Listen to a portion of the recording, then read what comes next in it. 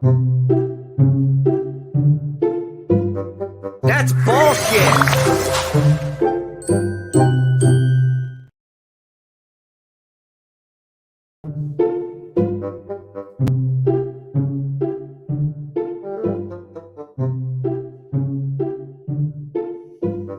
That's bullshit.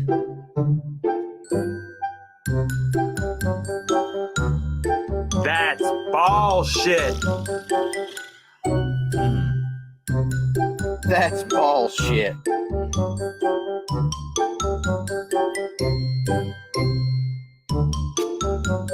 Well, hello. How are you guys tonight? Can everybody hear me okay? I'm hoping everything's okay.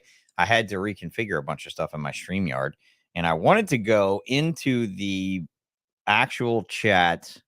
Let me see if I can go into the chat right now and see who was actually first, because that I didn't look earlier to see who was actually first. And now I can't even seem to bring it up. Let's see, live chat. Stone Age says second, so I don't know who was first before you, but that's the soonest that I can see. So whoever was before Stone Age, thank you for being here. Nice and bright and early into the show. So only 11 of you in the room so far. I'm going to let it start stacking up. Sad to say tonight that it looks like my banner situation's kind of sucking. I don't know why this isn't here.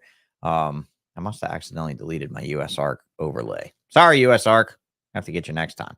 That's okay. Earl's got it covered. Earl and Ren have it covered in the back. They have USARC. They have a USARC blanket hanging on the wall behind them. It's this massive banner. So that's going to be my USARC pimp for tonight. So, okay, guys, I'm a mess. I'm dusty. I'm like, I might sound nasal because I've been sanding drywall and working on the old apartment upstairs, trying to get it ready for paint and renovating and all that fun stuff so I can get back here and do more podcasting because I'm really tired of driving the long drive. And it looks like come the new year, we were going to kick off the ABCs of ball pythons. It'll be a joint effort between me and Jessica Hare, and as well as John Feely will be subbing in when Jess can't make it, or Jess and John will do it when there's a guest that just won't deal with old Jonathan over here. You know, they don't want to deal with the Jonathan, and you know, they want to bow out. They're like, yeah, we don't want to be interviewed by that asshole. Then we got an answer for that. We could say, hey, you know, welcome to John and Jessica show. And they can be the DEFs of ball pythons whenever I'm not around. So I'm really excited to get that project off the ground, and it's really going to take me living out here to do it because I don't think I can give up another late night of my week to you guys. So sorry I missed you guys on Tuesday. We didn't do a off-topic Tuesday this week. The holidays, people are just crazy with everything. So on to it. Look, you guys can still get the Reptiles to You sale deal. Here we go. The Reptiles to You.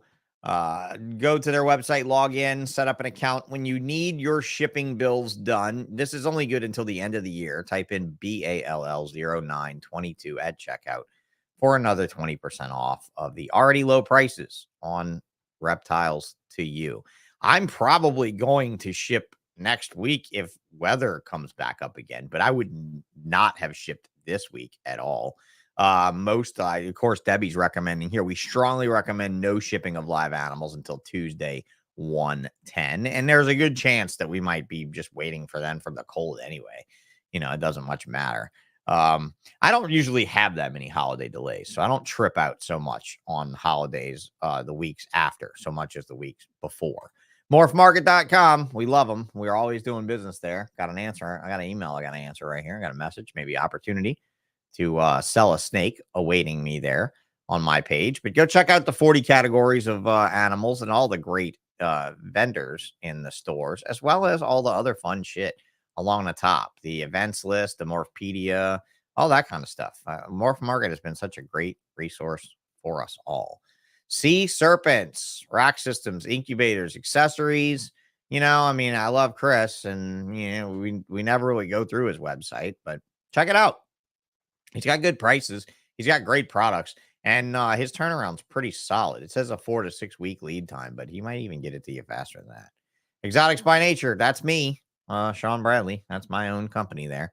Exotics by Nature. Check us out, morphmarket.com/store/exotics by nature for all of your colubrid needs right now. Corn snakes, especially, have 156 corns for sale.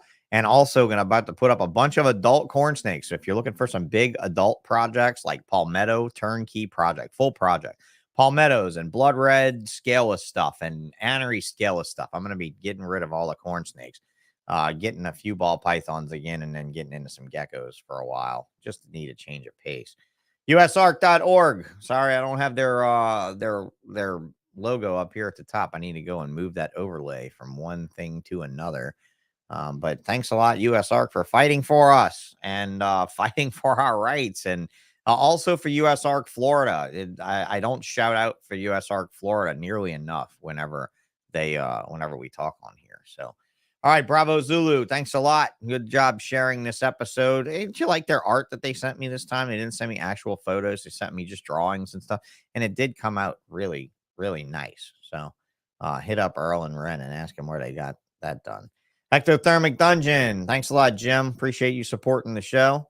Infinite Possible Pythons, Nathan. Thank you a lot for supporting the show. I see you've been doing these expos and stuff. I wonder how your time has been at expos lately. MADRIVER, good to see you, John. I haven't heard from you there very much. Give me a shout, dude. Let me know how you're doing over there at MADRIVER, Serpents and Rattery. Great guy. Reptile Collective, I saw him and Shane set up at the show a couple weeks or last weekend across from each other. I don't have, let's see, I had their messages here. I don't know if we can get, let's see if I've got a whole bullshit sponsors message thing. Here they are at the show. Look at Reptile Collective just like dominating. How many fucking tables, bro? Like 1, 2, 3. I mean, 4. I can't even tell. Can't even tell how big of an end cap it is. Fucking end cap looks huge though. Can you believe he brings that much stuff? Man, it must have sucked to be across from him, huh, Shane? Hopefully you oversold him. But look at this logo he printed out on his banner. This proud sponsor of the Bullshit Podcast. I love it, dude. I love it. Thank you very much for supporting me so strongly. You and Shane, both. You guys are gangsters. Savages.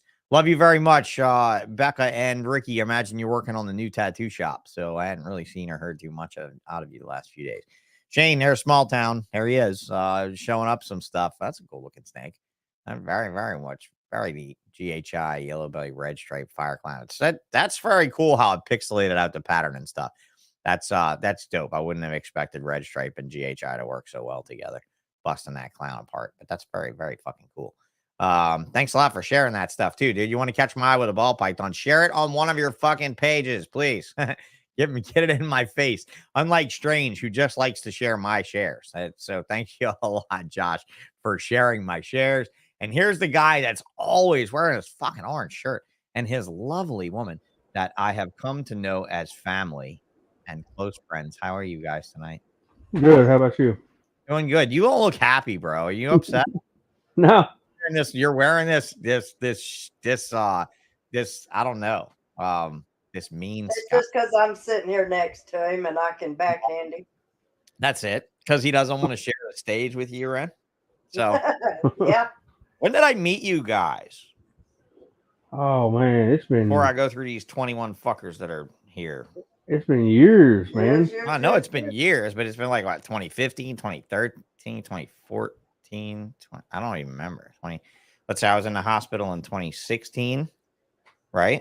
Yeah. So it would have been before that by how many years? I don't know. You don't remember? What good are you? Man, I don't keep up with time anymore. You don't keep up with time anymore. Well, you're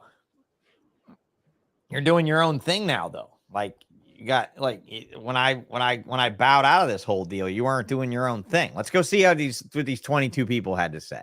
All right. Stone Age was here. He said second. I don't know who was here first. Will's hella heat. This guy fixed my car. Like, really, he helped me fix my car. Nobody could fix my car, but Will said, this is probably what's wrong. And that's exactly what was wrong. So thank you so much for Will. Don't go hitting him up with automotive questions, though. But I'm telling you, if you have a Ford Flex and there's a problem nobody else can figure out, this is your dude. Genomic Labs, thanks a lot for coming by. Lou Balls, good to see you. Small town. Merry Christmas, fucker, whatever that father muckers is. Strange. Merry criminal to you too, Shane. So you guys are just carrying on in the conversations while we were off having our own. Reptiler, good to see you. Southern Constriction, Ronald, thank you a lot for coming in. Merry Christmas to you as well. Bravo Zulu, our sponsor. River Rat, Conan's Mojo. I mean, geez, I can just keep going and going. Let's see. John Feely's here. Good to see Mr. Feely's here. I love you too, my son. Yes, indeed. And so, like, he always speaks of you so much, right? Like, so he's the one of the ones that refers to you with Mama. Yeah, Ren. I made him drink. Him and Antoine drank vodka out of a baby bottle. That's cute. That's precious. You have pictures of that, I'm sure. I got black. Yeah, you got pictures of that. I'm sure you did. Fries Critters, good to see you guys from down under in Australia. Thanks a lot for tuning in this afternoon down there in Australia. Will the ABCs be a YouTube show? Yes, the ABCs will be an only YouTube show because A, I'm not paying to host it unless John Lehman from Morph Market is paying to fucking host it. And John probably doesn't want to loop himself into paying for any more hosting that he's not getting directly paid for by us. Now that we're like, buy it now, give me a pro. No, wait, what is it? Not pro. What is it? Like boss subscription, whatever, like the highest end Morph Market subscription is. It's like, I thought I was a pro and I pay $120. Now there's something better than a pro, and there's that much more stress on me every month to make that nut. Why? Whatever. My sponsorship only includes whatever the highest level is. You can only get this high as a podcaster, is what it says on the thing, right? You check the Morph Market page for Exotics by Nature. What does it say at the top? Premium member. That's it. I'm premium. I'm not pro. You got to really nut up to pro. Are you guys a pro member? Or what are you? What are you on Morph Market? Just premium members? What are you? I'm going to feel all squashed here. No? Any idea? Are you on Morph? You're on Morph Market, right? Me? Yeah, you. No, I'm not on Morph Market. I don't do anything but my website. That's great. It's finally time for me to find a breeder on this show that's not on fucking Morph Market. I don't do it. Morph Market. I don't do shows. I don't do none of that. I sell on my website only. That's wonderful. That's wonderful. What do you produce? Like 5 snakes.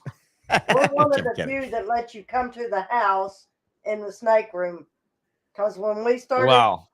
We called how many people? 300 people? I called 300 people 20 years ago and tried to get in, different places, and only 30 people allowed us to come in. You didn't call me. And our door's always open. I've had customers all day today. There's nothing wrong with that. I'm not going to say everybody's allowed in the house, but in the snake room, it's totally different. Now, we do have, people come in the house as well. Especially, when I colonized the red-eyed croc skinks, I have a lot of customers wanting the red eyes. Oh, and yeah. so they want to see what we've done with them, in order to set their stuff up. And so I have a custom cage builder that builds all the cages for me when I sell red eyes. I sell the cages with them, and they'll custom build everything because the cages have to be precise for these things to really thrive. And they're amazing. We've got them set up in here. I've got some more that we just brought in from Indonesia. Yeah, you were telling me that the other day when we talked. Yeah, I definitely want to touch on that. So that'll be interesting. That'll be a very interesting project to see you go down on. When we host the shows here, the NARBC shows, this is home for everybody. Anybody? Yeah, I hear that. I hear that you guys are like a stomp now for Arlington visitors and stuff to come and hang and chill, and y'all have a cookout or whatever and do all that fun stuff that you didn't do when I was around. We'll usually average 75 to 125 people. We've hosted, the fights in the backyard, for U.S. Art. The Bearded Wonders are the ones that cook, so you're part of that. You got who knows? We'll see. I don't know. Yeah. I'm going to get back to cooking again. Yeah, I'm going to. I promise you I'm going to. I do promise that I'm going to. Over my knees and whoop that ass. It's okay. I won't get up. It'll be a heavy weight on your lap. You're a hard ass woman, but you're a hard ass woman, but you ain't moving my dead weight. All my kids will put you in position. If you can move my weight around, there's no excuse why you haven't killed more people in this industry. There's no excuse at all. I refuse to accept the fact that you have not taken out the trash, woman. If you can move my fat ass, You can take this trash out. That's what what I'm saying. insulation's for. This is true. All right, let's see. Lucas Landon. Hey, what's up? State 48. Joel in the house. Look at that out there, smashing it with his ball pythons. Denton, good to see you. I can't even read that. Who's that? Let Grandpa put his bifocals on so he can Who's that? Conan's Mojo. Yeah. I'm the scrolling dude through. Yeah, dude, I think it's gonna buy one of your balls and pick up locally just to pick your brain. I mean, I'd be fine. Who, me? You talking to me? Yeah, I mean, he's local to me. Honestly, Okay. you don't need to buy a ball python, bro, to pick my brain. You can pick my brain any day. Just look me up That's on it. Facebook. You know, that same thing with these folks here. I've never had a closed door policy. And yeah, I know premium's lower than pro, yo. I know that. That's what I was saying. I'm lower than a pro. That's what I'm saying. I'm not nutting up the extra $20 a month or whatever to have it. Dude, I already put a $50,000 two-headed corn snake on my page and sold it in 4 fucking hours. I'm pretty sure I'm a fucking pro. All right. And it's already in England eating her mice 2 at a time. So fucking relax on all of that. I'm pretty sure I don't need the badge admonishment on MORPH Market to know where my fucking experience level is. But at the same time, I do appreciate that. And yeah, I would enjoy, like, I don't mind, you know, just hit me up, dude. Like, I really don't mind it at all. Like, I've never had a closed door policy. Yeah, Beastmorph said I'm premium, and fuck, who am I not to be out beast a beast, right? I mean, I can't out beast a beast. So yeah. Absolutely, you guys. Good to have you all here. Stan, good to have you here too, bro. Thank you a lot.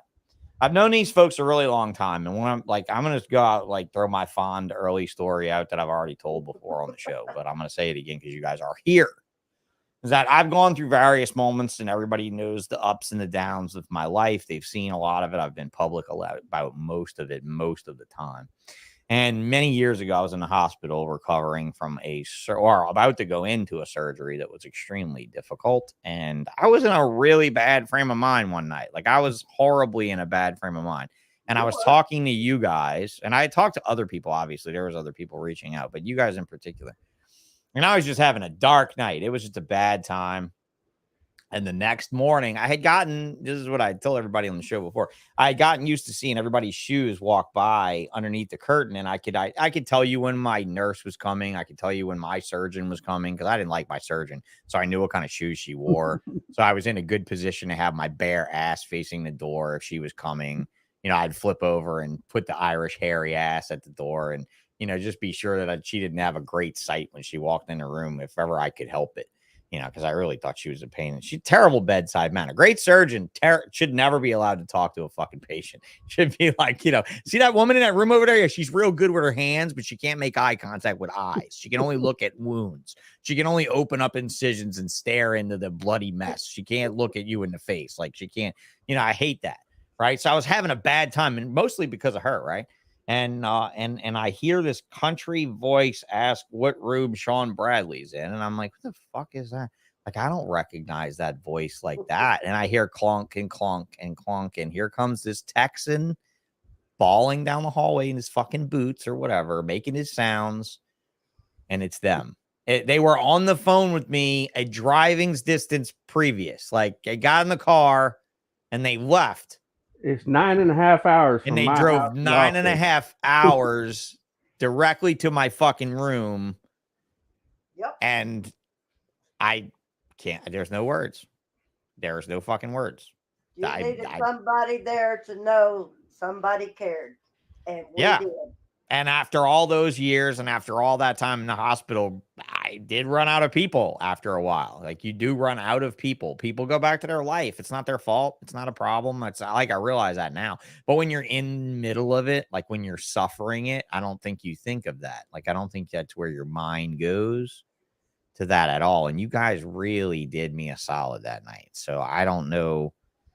I know you're good people. But I got off the phone with you, and I walked in the house, and I told Ren, I said, pack your shit, we're leaving. And she goes, where are we going? I said, we're going to Louisiana. All right, let's go. Road trip.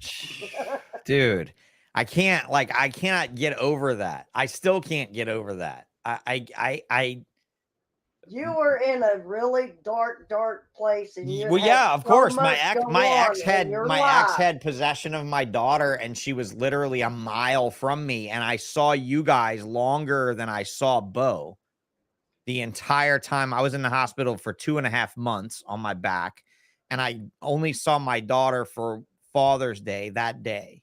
That's the only day that I got to spend with my little girl, and I spent more time that day with you guys than I got to spend with my daughter the entire stay, and she was only a mile away. And I no words. But she didn't understand what was going on, neither with you. Well, no, that wasn't it. It was my ex that was keeping her from me. That was the problem. It Well, wasn't, it well, wasn't that. It was my ex being a horrible fucking cunt. That was the problem. It had nothing to do with that. Other I than mean, you that, were in a she really was just dark being horrible. place, But I was and definitely bad. It was bad, and the you way guys. you were talking, no, your Yeah, it ass was ain't bad. going anywhere. You're gonna stay here, and we're gonna visit.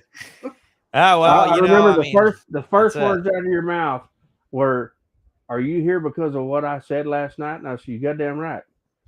You know, and I mean, it is what it is, man. You know. Yeah, and honestly, there are times in this life where you really feel like you're drawing on, like, I don't know. That was a bad stretch, dude. That was a bad stretch. And that was at the near end. Like, it wasn't the end, but it was the near end, to where when I was done with that surgery, I was able to come out and basically look at the things that I didn't like anymore and be like, you know what? Fuck you and fuck that and fuck this and fuck it all. And that's it and done. And when we talked about me basically fucking off the whole entire thing, when we talked about it, you know, like, I was like, I kind of want to go away, and you guys weren't really against it.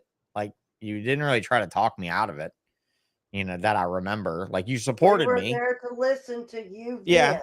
you didn't try to talk me out of it. I'm glad you didn't, even though, like, now I kind of look back on the hindsight of the money blow, and I'm like, yeah, I kind of wish. Well, but the, You know? the thing about this, But Sean, sometimes you have to go away to come back, and that's what I told you then. Sometimes you have to right. go away to come back. Yeah, and that is definitely one of the 3 rules of showbiz, and you got to go away to come back. And I truly felt that I went away. So, and when I wanted to come back, it was you and Chris Eaton that I really reached out to the most. And you guys were like, you know, we think that you should. We think that there's a place. We think that there's a We spot. called all the time, and me and you were texting there for a long time. Every day I would text you, "How you doing Yeah. today?" Yeah. And I mean, I had to get away from it all. I had to, like, dial out of it. You know, I had to dial out of all the algorithms and that. Because I'll be honest, man, like, I haven't met a lot of people like you. I have not met a lot of people that are as amazing as you guys are. Like, you are fucking amazing human beings. And I rarely come across it. I rarely come across, I don't know how to treat amazing people most of the time. I gotta be honest. I You're don't, one of my because, kids, and well, I have a lot of kids in this industry. then yeah, you got a lot of kids, and you just are a fucked up control freak or something. I don't really know what your deal is there, but you're having a glutton for punishment, right? You're like, There you I go. don't know what, you know, Yeah. like, It's just when like Lucifer looks at you and says, "What do you truly desire?" What do you say? "Oh, pain and punishment." Like, you know, like, you're like, "Oh, give me headaches, and, you know, I like to solve problems." You know, I want to be the mom of a whole oil rig. You know. He was shocked when I bought them puzzles from you. He's like, "Well, how the fuck do you get them from him?" Because Sean loves me. There you go. That's- Why would I that not? was Right? my answer. I don't even remember selling any snakes. I don't even Yeah. know what snakes I sold to you guys. Like, I don't even You care sold me a pair of head puzzles. if I sold any, or if whatever. I just don't care anymore about anything that we've ever done other than what I did to deserve friends like you, because I don't understand it. I really don't. But at the same time, you are absolutely amazing, and I'm not the only one. John Feely says that's because there's not that many that genuinely care like they do. Not that many people, including myself, that love US Arc but didn't get it tattooed across their freaking arm, bro. Like, there's the arm bar. It's in your face like a can of mace. Arm bar, like, fucking bam. If you catch that arm to your face, you might have an imprint of that ink on your cheekbone. But yeah, I agree. Like, whenever I came back around to it, I hadn't realized how big you guys had truly gotten in the community. We stayed on And, the down low for the longest. Yeah, until people did. realize you were good people, or until you opened your home to NARBC. Like, where was the breakout? You just go around and everybody was like, look at a guy in an orange shirt with the accent and the beard. We So started in hosting the 2009, when I brought in the LSR Fire from Africa, you know, I released it on the World of Ball Python somewhere around 2014. And when people started seeing the difference in our fire versus every other fire out there, that's when we started really coming around. I mean, people started noticing who we were. Mhm. And then around 2017, that's when we started hosting the parties. And we just wanted a place to where, like, you've been to a show. The shows are, I mean, a shit wreck. When you can't talk to anybody, I mean, you know, it's hard. So we wanted a place where, you know, it's just neutral ground. You know, we don't sell animals that weekend. I mean, I refuse to even talk about sales that weekend. Mhm. It's just for people to come and hang out and have a good time. And it exploded from there. How far from the venue are you guys? We're 35 minutes. Okay. So a little piece of a drive, but at the same time, you know, so I'll tell you this, like my thing is, I wish there were more things like that at or around shows organized, but I almost wish they were a little more organized at or around the show, to where we could have not just a hotel bar where a bunch of people hang out, but more or less like an outdoor event or something. But I always worry about these reptile guys. But I guess if they're not driving their own cars, who fucking cares? They can always Uber back. So or whatever. we've had one issue, You know? where we had one get a little too drunk and get carried away, and that was this last show. Mhm. We hosted the Feely and Antoine did the grappling match, and we ended up having Okay. like 9 matches that night. When y'all got to see the one match, the stuff off camera, hell, they had girls out there, you know, wrestling. But we raised quite a bit of money for US Arc that night. Phil Goss was here. John Lehman was here. And we've had pretty much anybody and everybody's been to a show here in Arlington's been here. You do that after the auction or what? No, we do it on Friday night before. Oh, you do the on show. Friday night. Okay, yeah, Friday night's the way to do it. Yeah, absolutely. That's awesome. What I do is I pretty much I rent a restaurant, and we take up the whole restaurant. They serve fajitas until I tell them to stop serving. And when everybody says they're done, I tell them to stop. And then after we're done, we come over here and we hang out until the last person leaves. Clayton May was here then too. Okay. So well, shit. It was a good turnout. It was fun. We've had some of these events last till 4 or 5 o'clock in the morning. Some of them, you know, last till 1 o'clock in the morning. It just depends on the ask you people. something. You gonna turn the heat on this February? The heat's always on.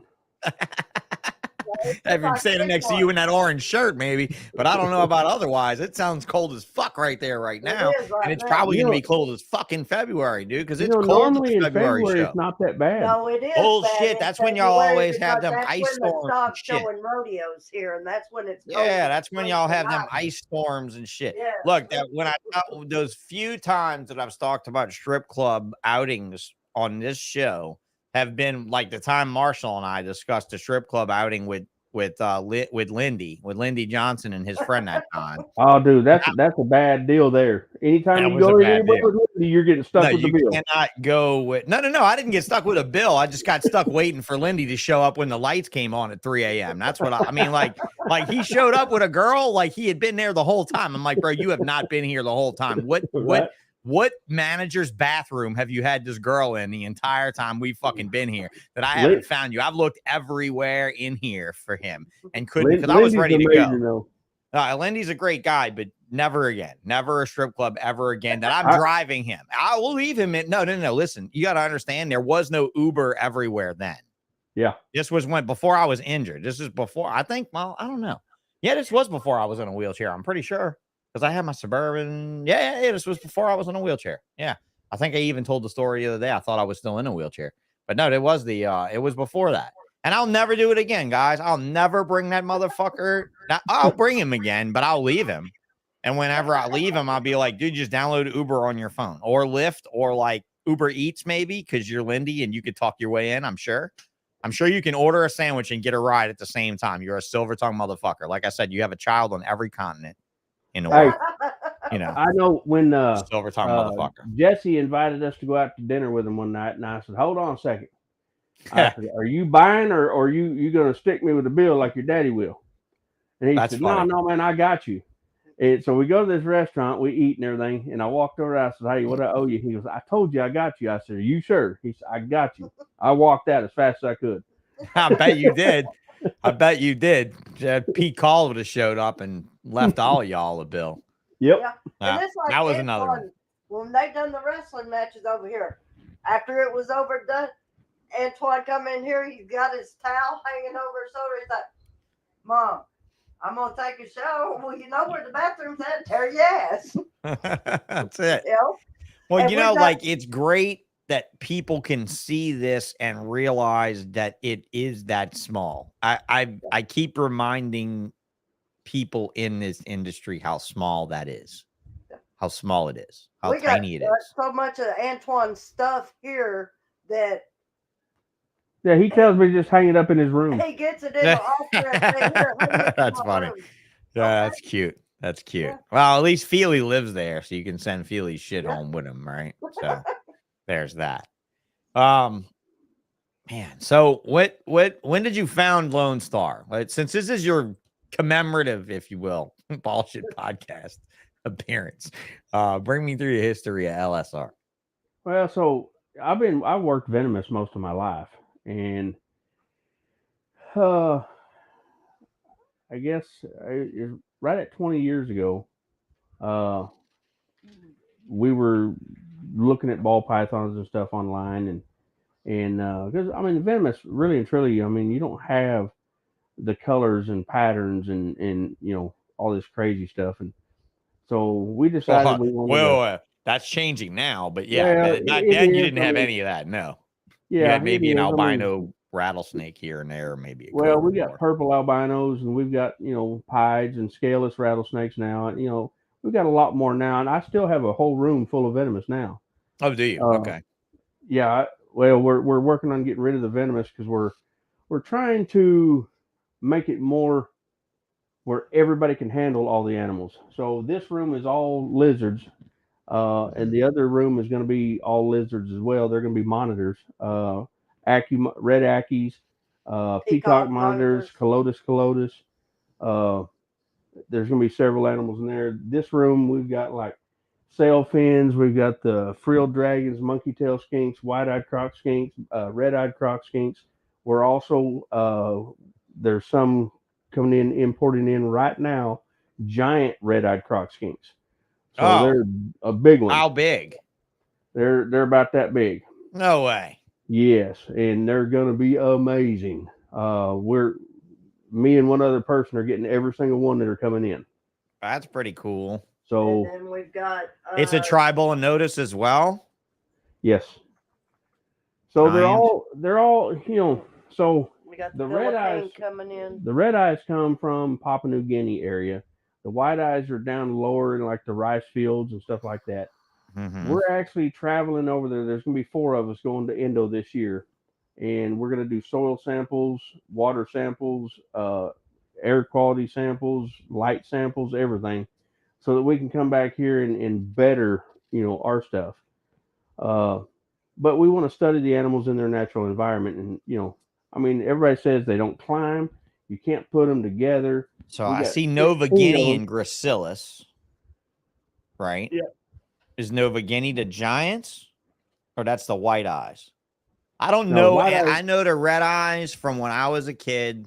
When I used to fuck with these was in 1995 through 1998, maybe 99 when they started coming in heavy. Do you still sex them by the pads on their back feet? Yep. Okay, so that's how I learned how to sex them when I was 17 Yep. or something like that. I never bred them. All right. So the problem with the giants are there's nothing online about them. All right, I'm looking. I'm looking. I'm just trying to find photos or There's 2 photos descriptions online of them or anything. there's 2 photos online, and that's absolutely it. that one? Ryan Jeez. McVeigh is very, very up on all this stuff, and he had never seen these. Okay. And when we heard they were coming in, Ryan jumped on them, and Yeah. he's taking Well, them that all. sounds like something that Ryan and you guys would do. Ryan is the one that really. I talked for a couple years about colonizing them just to see what would happen. Yeah. And last year, Ryan, he called me. He goes, "Are you going to talk about this shit, or are you going to do it?" You're gonna do it, right? Exactly. And I was like, "Okay, I'm doing it." So well, someone needs to do it because God knows the internet's killing the fuck out of them. So, Well, you know, I mean, the thing about it is Facebook people- is a goddamn slaughter fest for this species. Yep. Oh yeah, people You know. don't understand these animals. They're not in pairs in the wild. They're in colonies. So there's no reason you couldn't do it. You just have to give them lots of room. And They're an egg layer? localize. Huh? They're an egg layer or live bear? They're egg layer. An egg layer. But all of them take care of the babies. Right. Right. And they don't ever predate on eggs of their own. They don't what? Eat eggs of their own. Nope. Okay. I just sent you their so you can look them up better. There's 2 pictures online. Okay. They actually have a lot of striping on them. Okay. Their heads are actually just a tad bit different. Ponceletty. That's it. Okay. And Ponceletty. they're amazing. I've never even looking heard of animals. that. But this will be the first time they've ever been introduced into the United States. And fortunately for me, I'm getting some of them. And there's also a miniature version Giant of them. spiny skink. Yeah, there's also a Okay. miniature version of them that's only about. Yeah, about 2 that's what I inches was looking long. at right here. This picture popped up earlier. This little shit thumbnail of it right here popped up. Ponceletty. Yeah, I like it. It's definitely demonic as fuck looking with that face. It's like a blue-eyed though. Like that one's kind of neat. With that Well, weird when you bluish take eye. this animal, Yeah, and look at you- that. Are they all blue-eyed like that? Yeah. The Ponceletti's a blue-eyed. You have a white-eyed, a blue-eyed, and a red-eyed. Well, then there's a little tiny one That's neat. that I can't remember the name of the species, but you know Ryan's trying to get some of those in right now for us. No beginning. But because I want them all, dude, this is an amazing species. Right. Go down Yeah. to that one that's all striped. It's right in the middle of your screen. Yes. This one Yes. and this one. Yep. That banded one. That's a Ponceletty baby, right? Yep. That's a hatchling. A hatchling Ponceletty. That's amazing. Yeah, it's beautiful. Considering that this is the grown animal, this is probably a little better representation of its pattern. I love the blue eye though. If the blue eye is really blue, I mean, it's a shit ugly lizard, bro. I'm not gonna lie. I'm not gonna say it's amazing. It's not gonna say I'm not amazing in its physiology, but it's a shit ugly lizard when we're talking about people and lizards. You know, I mean, this lizard is not that shit ugly because it's got a freaking head shaped like an arrow and it's got neon orange around its eyeballs. Like I see, and it's got spines and shit like a crocodile. But some of these animals are just going to be obscure and God knows what. But I do think they need to be done. Don't get me wrong. I'm certainly not knocking your effort. I think the effort needs to be there, especially for the red-eyed ones. It's really amazing because you know these have not ornate your been in the masters. United States yet, so we're getting some of the first ones into the United Yeah. States, and it's going to be incredible to work with them. And considering, like I said, I've messed with these species on and off for my entire herping career and had never seen this Tribolonotus ponceletty before. But then again, how much did I ever dive into Tribolonotus species? You know what I mean? Like there's probably like 4 or 5 of them, I'm sure. Everything online says you cannot put them together more than 2 at a time. We've got 16 in this cage. There's probably 8 or 9 babies in there right now. I think there's 9 eggs in here right now.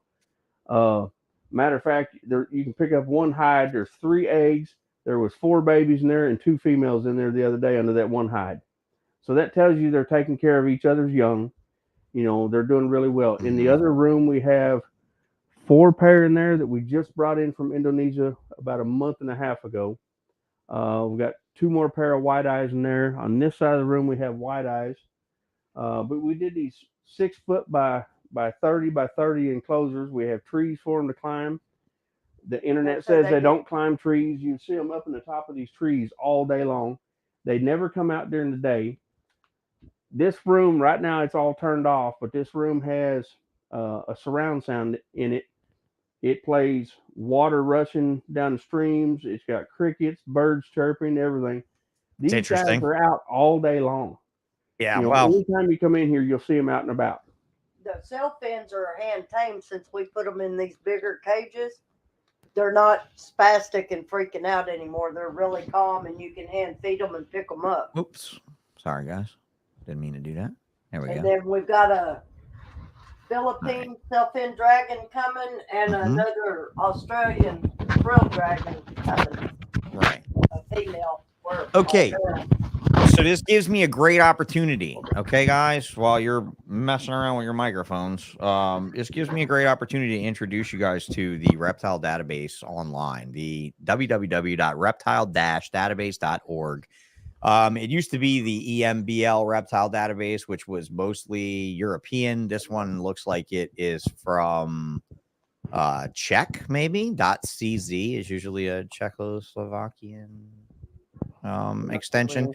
Yeah, well, anyway, I go to Reptile database if you're ever in question and you want to know more about a species or what is available. So look, we're showing 10 different Tribolinotus species here you may want to research. So Anectens, Blanchardii, Brogger's Mai.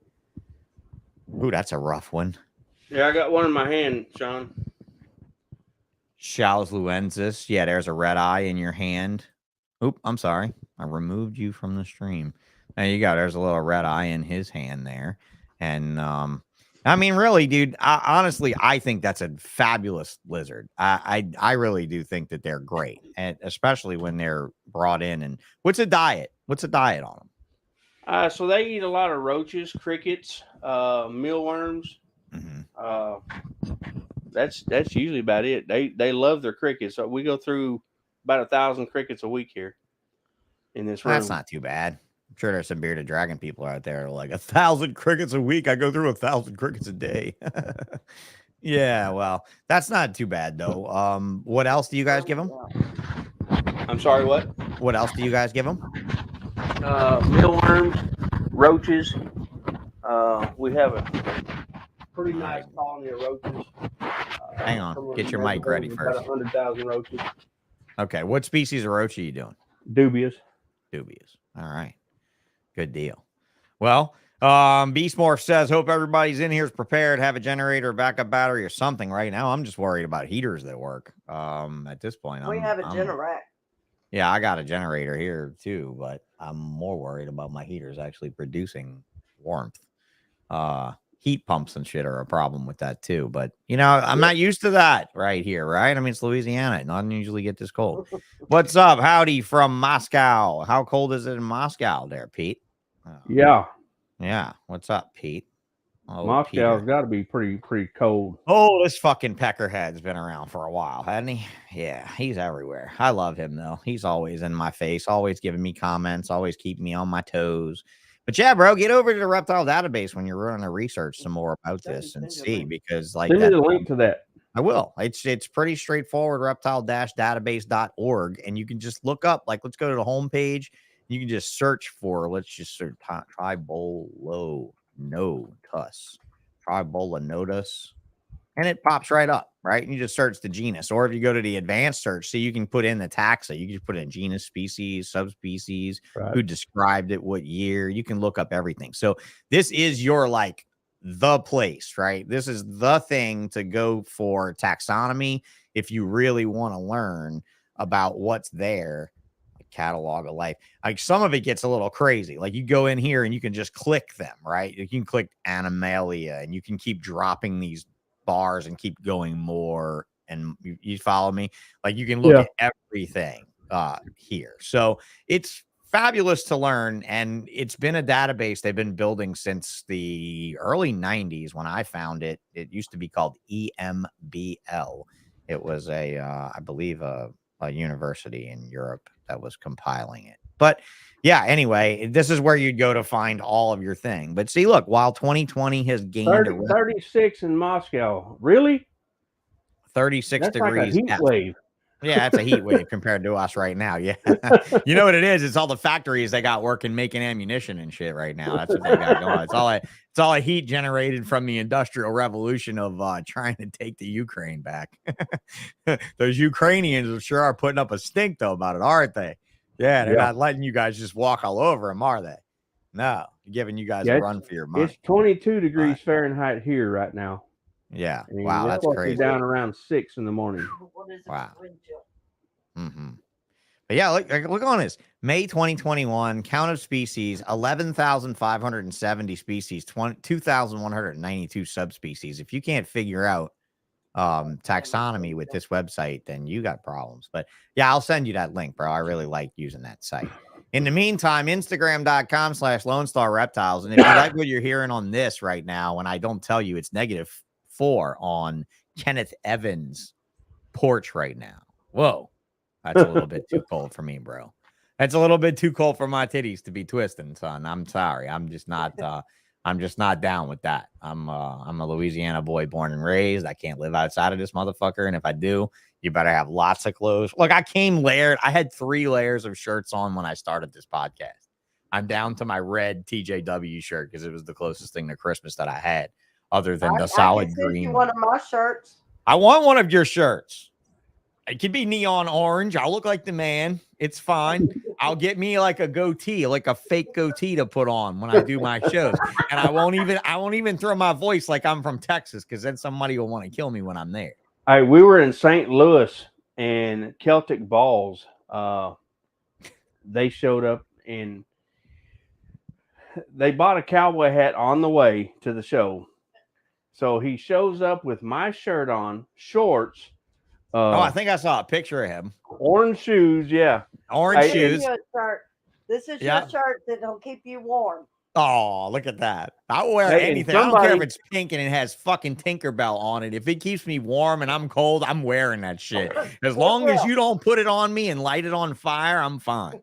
I'm really fine. Nikki from Josh's Frogs went up to him and went to hug him, and she goes, "You're not Earl." This motherfucker. Wait a minute. He was impersonating a hug. Yeah, he was just going for the hugs. That was it. He was just going for the hugs.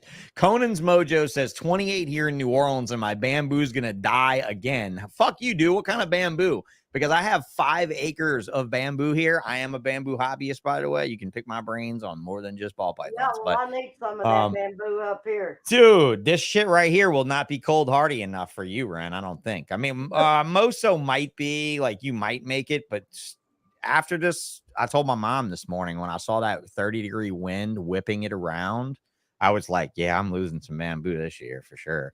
It kills it more when it gets snow on it and it cracks it. It fucks it up bad. Like if it gets ice and snow in it, it makes a fucking mess, because then you got to actually rip the shit out. But if you just let it freeze and it just dies and it just sits in there and just empty poles just sit in there, I don't give a shit. But if it snows on it, guys, it's such a fucking mess. I had to hire somebody to come and rip a bunch of it out because it just crushes it everywhere. It falls over. And yeah, Ryan's Exotic Python says, Sean, you do have a shit ton of bamboo. I have only 3 species of bamboo, but I have a lot of it. So I have a grove that is about 30 feet front to back that runs 490 feet down one of my property lines. And then I have another one of the same species that runs like 200 feet. And I got some clumpers that run like 50, 60 some odd feet, 30 feet tall, 60 feet tall, 80 feet tall. I got bamboo all over the place. But yeah, I love it though, because when it is windy in hurricanes and stuff, that is the plant to have. You guys want to make a rad rodent setup? Do what I was going to do before I got hurt. I started landscaping for it and just didn't do it.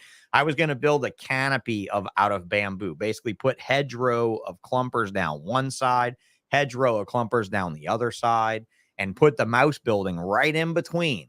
And in the middle of summer, I shit you not, that air conditioner would turn off in the middle of the day because there'd be so much cooling from that bamboo. There'd be so much wind protection. There'd be so much stuff. Look at Blackheart. We're losing some bamboo in our Canadians. Line all the way around the backyard. Yeah, that's the thing to do. It's just if you use a clumping bamboo, look, I mean, oh, fuck, I love bamboo. You know, a lot of reptile people are actually bamboo hobbyists in South Florida where you can be, where you can have the craziest, coolest shit ever. I have bamboo in these cages in here. Oh, yeah, for sure. Oh, those animals love it because it lives where they live. You know, I mean, that's just it. I mean, it lives where they live. But you don't even realize the size of some of these bamboos and what their potential size is. Dendrocalamus sinicus is one in particular that I'm absolutely enamored with. And I normally wouldn't just throw a plant conversation in there. But let me see if I can find a picture of a person hugging. Okay, like here we go. This is some shit you could have if you were in South Florida. A clumper that's this big. Look at the size of this bamboo. Okay. So now this bamboo, this is one of the largest ones. Dendrocalamus sinicus gets to be 125 to 145 feet in height. Here you go. Look at this. 145. Wow. Dude, if I could grow this here, I would be the sinicus king of Louisiana. The best I can do is edulous moso. And moso gets pretty big. But look at this sinicus root. Look at that. That is ridiculous, isn't it? Now, this guy this is Marler Spence. No, that's another. I had a picture of Marler a long time ago holding a chunk of sinicus that was dead. And it was on, I knew this guy. I actually studied bamboo from him. He lived here in Louisiana. And he grew all the species he could grow here. And he got so aggravated that he couldn't grow some of these. So he sold his land and he moved to Thailand to raise bamboo and rattan for furniture. And he sent back photos of him holding some bamboo that was literally 21 inches around. Wow. That had been cut down. It was over 135 feet tall. The average power pole, you guys, is 35 feet off the ground, 40 feet off the ground. So, like, if you're looking for big, large, wind hardy, invasive, right? Invasive as fuck. Don't belong here, okay? Doesn't like Burmese and cats. Same thing. When you plant bamboo in the ground, you just bought a stray cat and bred it in your yard. You did like I have a stray cat that lives outside. You guys can curse me for having an outside cat, but my caveat here is that I put in so much feral bamboo on this 5 acres of land. I farm more fucking birds, lizards, snakes, mice, rats, rabbits than all of my neighbors combined. I could give a fuck what one 11-pound cat murders. Okay? Because of the surface area my bamboo has installed. Yeah, bro. He said that will never live long enough in Folsom. You're out of your mind. There's no way. Yeah, that stuff won't. The stuff you have would never, ever live because he lives in the concrete jungle, guys. He's talking about being cold. It's 28 degrees. It's like 16 over here. And I could drive to him in less than an hour. That's how different our temperatures are just from him being near that fucking, all that water, near that city and everything. So what is it there? What are you guys seeing there temperature wise? It's 22 today with the wind chill of 10. Wind chill of 10. That's, I mean, I thought it would be colder there, to be honest. Well, no ice or snow or anything? No ice. No, we had snow yesterday, but I mean, it didn't stick. It didn't stick. Because it was like 58 degrees the day before. Thank the Lord. Right. You know, we'll be back in the 70s, high 60s, low 70s by Tuesday of next week. Yeah, for sure. We can have all 4 seasons in one day here. Yeah, Dallas is an interesting place. Did you guys have any tornado? You had tornadoes a few weeks ago, right? Before we got them last week. 16 of them in about 4.5 hours. Right, and so we got it right after you because you know I get your weather, right? Like you know I actually get your weather. Like when you have tornadoes, I have tornadoes, and when stop farting, bro. Stop sending us your nasty wind. I mean, it's terrible of you both to do that to us. I have bad gas every now and then. It happens. Yeah, it's the Mexican food, though, right? It's just it's just the fucking Mexican food. So the red-eyed tribs, I still call them tribs. I don't like calling them armored skinks or dragons or any whatever stupid names people have given them. What other species have you? You know, you said what the mountain horn dragons? Is that what you said you were working with? What else are you working with? Sail fins. I've got Indonesians. I've got Philippines coming. I've got the frill dragons. How big are your sailfin enclosures? They're 6 foot by 30 by 30. We got Okay. three But then we're babies. doing an outdoor enclosure. Once they outgrow this, they'll go outside. Okay. It'll be indoors, but outside. Okay. All right. Yeah, Indoor, outdoor. We're doing a 20 foot by 12 foot by 8 foot tall enclosure outside for them. Mm-hmm. That don't have a That you pond can walk there. in and you know have a waterfall and the whole 9 yards. It'd Yeah. be pretty cool. I'm gonna grab this lizard here. You grab that lizard there, bro. Do that. Do that. Show these ball python people some lizards, because we can always talk about ball pythons. It's Friday night. All the ball python people are like, that's why they're not here. That's why there's only 25 This is people. my baby. You know.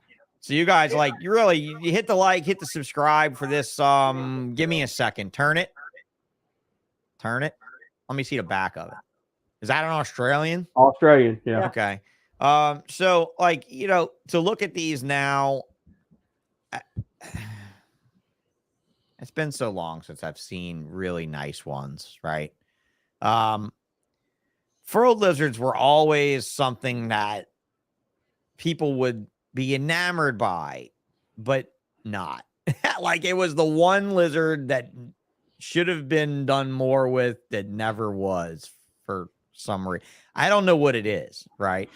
Kenneth Evans says, I'm a ball python person. So, yeah, I mean, I'm feeling you there. It's all good. But, I mean, do understand there are more. He's got an awesome personality. You can sit and watch him all day long, and he's just awesome. Chase him with a rubber snake, make him frill up. These are their cages over here. All right, well, so let's pimp cages. So Lone Star made these, right? No. Who made these? No. Recoil Reptiles. Oh, Recoil made them. That's right. I'm sorry. Yeah. And we got the Yeah, that's monkey right. tails. That's right. Yeah, Recoil made them. Yeah. And we Okay. got 2 female monkey tails, and I'm looking. Alan they and have a Alan and name. Denise, right? Yeah. Alan and Denise. Yeah. Yeah. All right. Well, good job. Recoil Reptiles. Reach out to Alan and Denise for some PVC cages and stuff. They do a hell of a job. Oh, they do. They engraved the little LSR. They did some V-carve engraving for them and customized them a little bit. And yeah, and the what, big cages have the US Arc logo. It have all our sponsors, Sensor Push, VivTech. Everything's on the glass. I mean, they're amazing. Very cool. And Very, then very we cool. got 2 female monkey tails, and Mhm. we're looking for a male monkey tail. All right. So Solomon Island prehensile-tailed skinks, among Yep. you know, lovingly known as the monkey-tailed skink. The nasty shitters that they are, the lumbering retard-looking lizards, the sloth, the sloth of the reptile community. Really, I mean, the sloth of reptiles. It really is the sloth of reptiles. It's absolutely a. They look like grumpy old men. Yeah, I never liked them. I got to be honest, because I never liked cleaning that nasty cage of the imports when they come in. You know they were what? so gross. I don't ever touch that cage. We have enough bugs in there to clean the. I was going to say that'd be a bioactive, you know, godsend right there would be, you know. So there you go. All of your cages are bioactive. Somewhere Jessica Hare from the Whole Back Rack podcast is cringing when you say that. What do you do about fly control there? Do you do anything? Do you don't have any flies? Anything? Don't have any fly issues at all? No, never have any issues with any. I don't see how that's even remotely possible, but as long as you don't use sphagnum moss. We had sphagnum moss in them, and oh my god, the flies and the gnats were so that's what I mean. The bad. gnats, the phorid flies, the fecal flies, the ones that move from thing to thing. Yeah, but once we got rid of all the sphagnum moss, we don't have that problem now. Yeah. Becca, I hope everything's okay with the horses. BRB, you have to go check on the baby horses in their first deep freeze. I hope everything's good. My neighbors across the street have all of my neighbors have horses. So yeah, so we use lots of earthworms. Okay. We have red wigglers. Yeah, we have red wigglers. We have isopods. Depending on the cage is what isopods they have. The bigger lizards all have like the powder orange because they bury down pretty well. Like the red eyes, we don't worry about them. I've got like dairy cows and clowns in there. The other room we have a snake rack that's nothing but isopods growing because I mean they're going to get eaten. But we have all pretty much everything in them. Roaches eat the poop. You know, the what do you call it, springtails? We have whites and pink springtails. Okay. But yeah, the worms are the best, man. And the red eyes, they'll dig up the worms and eat them from time to time. So, you know, we go through a lot of worms too. Like when we go out of town, we'll put 1,000 crickets and worms in all the cages and everything, and they're good for while we're gone. And, So you now have cages in every room in the house? No, so here's what happened. So ever since we bought this house, fucking drug addicts, you fucking degenerate motherfuckers. That's it. That's it. Fucking degenerates. That's it. Degenerate the fucking in this room has the dubia roaches. Yeah, this closet's full of dubia roaches. But no, here's what happened. Good. So when we bought this house, I bought this house for my mom, and ever since we bought this house, somebody has lived with us. And so this last time, it was her son. When he finally got him a girlfriend and he said he was moving out, I ripped everything out of here and built a reptile room, said nobody will ever live here again, period. I'm fair with that, right? I get that. I get that. I'm not there yet. Like with my one little girl, I'm fine, like always having a room for her, and I would probably be okay. And I'd probably be okay with that. But if I had like gone through a house, wait, let me rephrase that. And I married some woman that likes to call a bunch of strange fucking dudes her kids, I'd have filled them fucking rooms up before I even took my dick out. I'd have been like, all right, first things first. All right, we got no space. Second things first. Now we can go do everything else. All right, now we can. They are my kids. That'd have been it. I'd have been but like, and a lot of times I tell them, established. Talk to dad. Hey, hotels right down the street. Hotels right down the street. Well, that is one thing about being in the great state of Texas is there is no shortage of lodging and food anywhere around you motherfuckers. There is always lodging and food in most places around people in Texas. Here's something else about the parties here. So the people that stay over on Monday, then I take them over to Air Force and we go blow shit up all day. Oh, there you go. Yeah. Right, because there we have ton. Enter the ton, right? So do me a solid, everybody. So now all of you superstars that do this podcast, yeah, you're a fucking superstar. All of you superstars that do this podcast now, the one thing you owe me for making you famous amongst the 35 people that are here is you owe me a shoe-in with the next guy, right? So I told Todd Goodman on the Todd Goodman show, you got to talk to Ton. And I'm telling you, because you are like, if you and Todd Goodman can't get Ton to do my show, then no one can get Ton's wife can't get Ton to do my show. He's still married. That's the problem. Right? He's with still Ton married. Is his wife don't let him do much anymore. I was gonna say he's still married. They got 2 kids and they got 2 babies. That's fine then. It'll be Tuesday night at 7 to 8 o'clock. It'll be easily worked in. It is no problem at all. And you guys will absolutely help me out because, you know, man, like meeting him after donating and helping me with my injury, raising all that money and stuff, like meeting him around that kind of thing just shows me the kind of person he is. And he's always been an amazing dude to me. And he's always been so friendly to other people too. So I think it'd be great to have him on the show to talk about life as a professional, whatever the fuck he is, like a professional. What is he now? An air rifle fucking engineer at this point? Like, what is he? Yeah, pretty much just trying to design the next best thing. Well, we've got some pretty badass guns now. I'm sure you do. I'm sure you do. He when we spoke briefly like years ago, he had some very cool things in the works.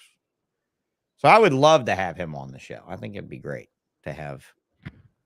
Well, he wouldn't answer the phone because I was going to put him up to the camera and let you ask him. Fine. No, it's all fine. He don't answer the phone because he knows you're on with me right now. He saw the announcement earlier. He saw it somewhere in social media. Somewhere he saw it on Instagram because I actually friended his stupid Air Force. He's not doing anything Christmas. I can tell you that. He's a pagan and he hates Christmas, so he's not. Oh, it's perfectly fine. Oh, I'm not booking anybody until after the New Year. It's because Evie's got the Christmas tree up and got Christmas decorations. And he can't stand it. He won't come to my house right now because somebody threw up Christmas in my front yard. Oh, I'm sure. Yeah, I'm sure you had the lights, the extravaganza. You went all fucking crazy. Send him the picture. Yeah, I'd love to see the picture of your front yard, you maniac. Does I'll it just have? send you- Isn't I'll the send you a LS? Does it video. have a giant US Ark Christmas logo? Because if No, it but I'll doesn't have send you a US Ark video and of it. Christmas lights, then it's definitely not Yeah. possible. I'll send you the video because you got to watch it. Okay. If it doesn't have a US Ark light up feature in it, then we are going to build one for next year. Yeah, it doesn't have a US Ark. It needs one. Okay, we'll build one for next year. We'll absolutely build one for next year. No, I sent you the ones of him with the reindeer, didn't I? What? Oh, of him? Yeah. I think you might have. Yeah. I don't know what you would have sent it on. I'm looking right now. Messenger. Okay. I just sent the video through Messenger so it didn't screw it up. Man. That's I'll the have to 8 check it. reindeer we went and bought Yeah, I'll definitely have to check it. because we tried getting them last year, and we could only get 3 of them within a 500-mile radius. Oh, hang on a minute. He's messing with his microphone. Getting it out of your shirt there? Yeah. Princess? All right. Right back. There he goes. Yeah. He's got a flatbed from home. Was it Lowe's or Home Depot? Home Depot. That's got 8 tiny reindeer, and then the kids call us out because he don't have Rudolph out there yet. Mom and Dad. Here's Antoine right here. Just got off the My mats, I guess. There's What's up, my buddy? son. Yeah, and John Feely said the bathroom still has room for more reptiles, by the way. And smash the likes and the subscribe and hit the notification bell and all that fun stuff. Thanks a lot, Aaron. I appreciate you shouting that out. Bosa Balls always doing the chant, doing a hell of a job to try to help us all get our games ahead. Will says, hey, what's up, Antoine? And Antoine hits the chat. It's always a huge thing. Hey, finished voting on that shit yet? Y'all got a lame winner yet? I hope so. Fuck, I'm about tired of it at this point. I'm about tired of all the fucking him-hawing about. I hope somebody just, like, I don't know. I was going to say something as a joke, but it would be very off-putting. It would definitely Well, Chris hurt has somebody's never feelings. asked me to be on it, so I'm not going to be on there, I guess. Now it'll be like, oh, well, fuck it. You didn't know it. Well, and you know what? You did Trap Talk with MJ not long ago during the show, right? Yeah, that was here at the house. That was what? That was Tinley Arlington September. just recently. Yeah, September, Yeah. Arlington. Oh, man. So Earl's Exotics, what's up? Jason from Northeast Pennsylvania gets a shout out. GP, what's up? Gershon, good to see you, bro. How you doing over there with your channel? Yeah. Yeah, Gershon's a good Sean's dude, kicking man. it. Another Sean, yet another one. Had to spell his name differently this time, though. Fuckers. Telling you, they all try to change the SEAN. They never can get it right. Yeah, we hung out with Gershon quite a bit in Tinley. Yeah, Gershon's seems like a dude, good man. guy. Seems like solid dude. Good He to is. see a lot of these YouTubers doing what they're doing and getting people out there. I pulled a guest from his list of people right there. He had somebody on and I jumped right in there. And yeah, support US Ark and US Ark Florida, since apparently no other state is really deserving of its own chapter at this point. Well, we're actually talking about that for Texas now. You know what you ought to do? You ought to just fucking talk with Florida and talk about just giving the United States just Florida.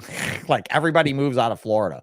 Like Florida, you could have Florida and we'll just take Texas instead, because honestly, how do you feel? Tell me how you feel about that. As a Texan, how do you feel about what your legislation's going to potentially do in reference to? Well, Florida's so I've been legislation? talking to them quite a bit. So I work directly with Parks and Wildlife very closely, and they're not liking it either. So I don't think they're going to adopt whatever happens in Florida. That's good. The thing about it is we're pretty much wide open here, but we do have to have permits for pretty much everything. But you can buy your permits at fucking Walmart. Well, I have a zoological permit, so mine's through the state. I don't have mine through. No, I'm sure that you can get at varying levels of it. But like to come in as an out-of-state vendor or as a participant buyer, you do buy your permits at Walmart, don't you? Yes. Like- Yes. Is it venomous and constrictor or just constrictor? Both. Yeah, the venomous is, well, there's two different ones you can buy at Walmart. You can buy a commercial or a what is it? Mm-hmm. Just a regular keeper. It's $29.95 for the small one. It's $69.95 for the commercial. Which, so as a keeper, you can't sell stuff. You're Right. only allowed to keep them. So you Okay. have to have a commercial in order to Commercial sell. license, right? So, Okay. So in Louisiana, we have an owner's permit. We don't really have a seller's permit for constrictor snakes or venomous snakes. We have the ownership permit. So if you sell them, you own them. So you're covered by the ownership. The only thing we have is a native species thing, right? We have a permit for native species here right. in Louisiana, which is only $150 a year for a state resident if you're an in-state resident. So that's not all that bad. Earl's Exotics, I don't normally shout things out like this, but I will tonight. I have a benefit auction for Lucian Rodriguez at Rodriguez Reptiles on my hashtag Earls. It's Earl, EARLES, Exotics. 1.1 California red-sided garters ends at midnight tonight, and Lucian is suffering with terminal cancer. Very sorry to hear about Lucian's bout with cancer, and thanks a lot for doing what you can to try to help him out. Reptiles are always a good way to, raise money for your friends and loved ones. It certainly helped me out a lot. So thanks a whole lot. Check out Earl's Exotics on Instagram if you are up still before the night and you're looking for garter snakes. Who the fuck was just saying they were into garter snakes the other night? Hey, let me tell you, those red-sided garter snakes are beautiful animals too. Oh God, yeah. You just can't own them in California, right? I mean, who was I talking to the other day when I was on with in California? We were talking about garter snakes, and he was looking for, and we said red sides. He said, I can't have them, and oh man, that sucks. Yeah, that they're definitely amazing looking animals. Grandpa here. Grandpa. Yeah. He wrote the city ordinance for Alvarado. Mm-hmm. And he's on the board of directors for the cemetery. Oh yeah, it was Granddaddy. Yeah, it was Anthony. Museum, and where everybody's putting him in for city manager. Yeah, I'm running for city manager this year. What? See, yeah. That's totally there, bro. Like, that's wonderful. And that's what it takes to get things done. I mean, it really takes to get things done. Look at you stepping up. What the fuck? Oh, man. Look at Stan. Becca, the wife, would love to see your horses. Stan, I don't know what to tell you. I'd shoot your wife. I don't know what else to say. Like, no horses. Got to say no to horses. Just no to horses. Horses is the way to wreck your world. That's the way to wreck your finances. There's a lot of things that I want to see done in this city, but having a voice means a lot. It does. Being able to go to the Capitol as a city manager and putting my voice out there, it's going to mean a lot more. And, I'm going to do anything and everything I can to protect this industry, and that's not the only reason why I'm running for city manager, but that's one reason that I want to get in office. I'm not a politician. They came to me 4.5 years ago and asked me to run, and I told them that'd be like putting Trump in the White House again. All right, John Dutton. You watch too much fucking Yellowstone, bro. Kevin Costner. I like the newest episode when the girl looks at him and says, "You don't plan on running for re-election, do you?" And he was like, "Nope, not one care in the world about it. I have no interest at all." He's just like, he's about to get his ass impeached on the next episode, but whatever. And that's who I'm going to be cross between Beth and Gemma Teller from Sunset. Are you out of your mind? You already are the teacher that raised Beth and Gemma Teller. Are you fucking insane? If Beth was running oil rigs and not trying to do business deals for her dad's ranch, she would totally be you. It would be no different at all. You just lack the scar across your face to prove that you're a bad motherfucker because the other guy that did that died. Like, he didn't actually live. You'd be like, dude, who gave you that? Don't worry about it. It doesn't really matter who gave it to me, right? He's in the ground now. Like, he's dead. No doubt in the world. Like, I fucking love that show, Cannot stand horses. Every time I see a fine looking woman on that show, I would say, you know, that cowboy would be lucky to have her, because I would leave that bitch alone. I would totally leave that fucking bitch alone. I will avoid horse women at every single possible cost. Find me a reptile girl that wants to buy every fucking cute gecko or ugly ass frilled lizards and red-eyed armored skinks. Find that for me, because at least there's commercialism in that. Horses. You ought to see my new baby. What's your new baby? She got a dog. Oh, fuck. A dog. A dog. And what kind of dog is A it? dog. What kind of What dog? kind of dog is it? It's a Belgian Malinois. You got a Malinois? Oh, Yeah. well, at least it's a fucking killer dog. At least it's a dog that they used on the Hostel movies to like eat the bodies of the people out of the rooms and stuff. At least it's befitting of Gemma Teller's trainer. That's all. That's the befitting dog. You're like, dude, you thought Ren was a bad motherfucker, and she just got a Malinois. She's like, why? Just in case? Why? Because her hip's bad now. She's older and she can't run you down and kill you. So she's just send a fucking dog after your ass. Hey, Antoine and John Feely, y'all might be some bad motherfuckers, but this woman in a Malinois. And it's going to the police academy to be trained. Oh, there you go. Even better. So whenever Mama Wren walks through the high weeds, the dog walks through in between her legs and stops when she stops. And when she crouches down in the high weeds, the dog crouches down in the high weeds with her. Yeah, these deadly motherfuckers, man. The only reason I don't have a Malinois is because I cannot train the dog. If anybody listening to this podcast ever wants to train a Malinois for a visually handicapped fuck, look, I'm definitely handicapped. I'm in a wheelchair.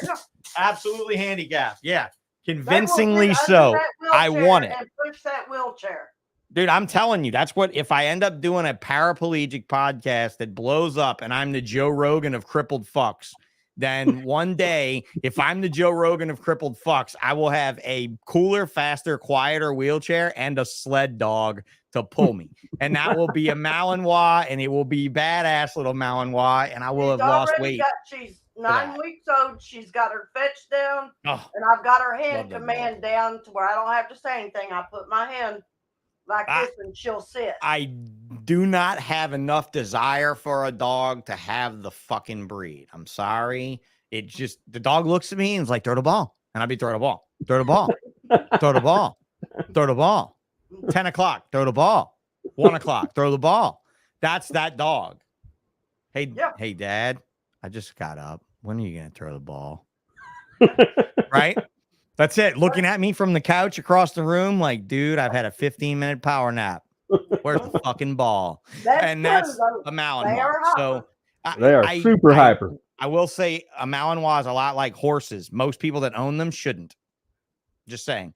That is a dog breed that is beyond my scope. And unless somebody wants to get me a trained one, and then in which case I will pay you $5,000, and that's nothing for a trained Malinois. I wonder, it's like I told Earl, with this RA, there's some things I can do and some things I can't do.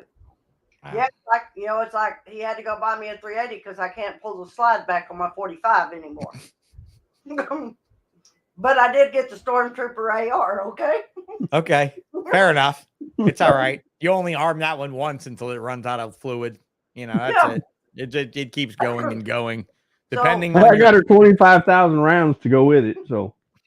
Only in the great state of Texas. And meanwhile, your best friend operates an air rifle operation that doesn't require any powder be spent ever. We got lots of them stacked up too.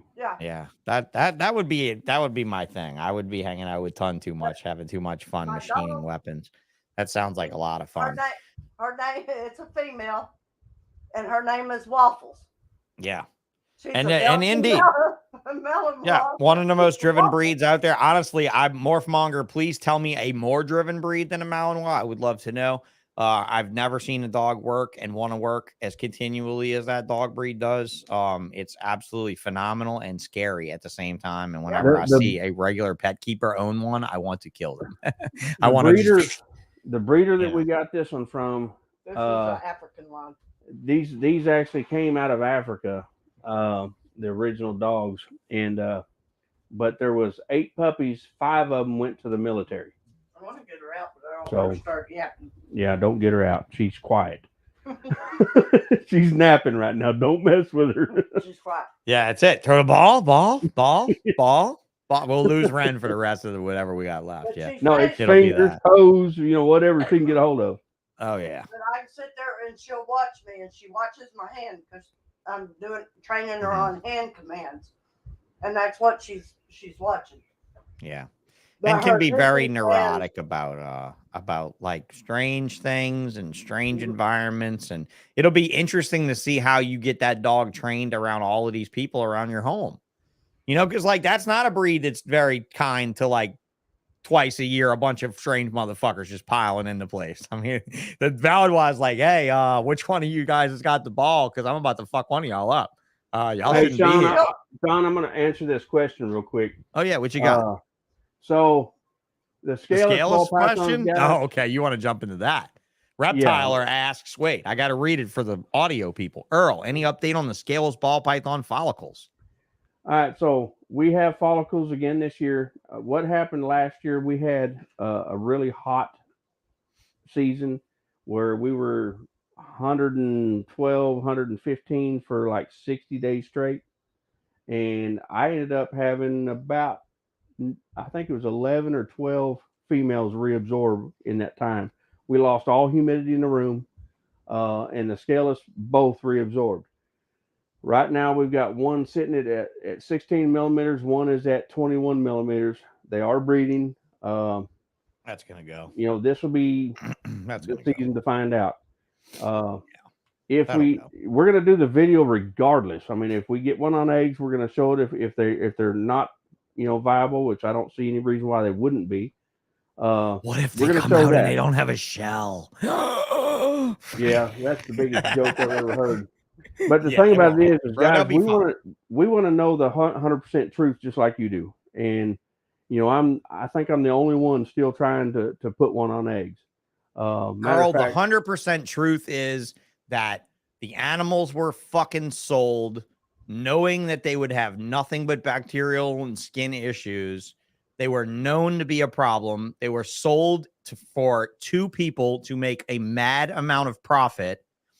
In my opinion, those two people should have been sued in a class action lawsuit, and we should all, not me so much as my partner that paid for the $50,000 scaleless head, should be made whole on the bunk investment that they made, because they knew it was fucked when they sold it off, except they knew it would take us this long to really have any so sort of result. I'm gonna say something on that.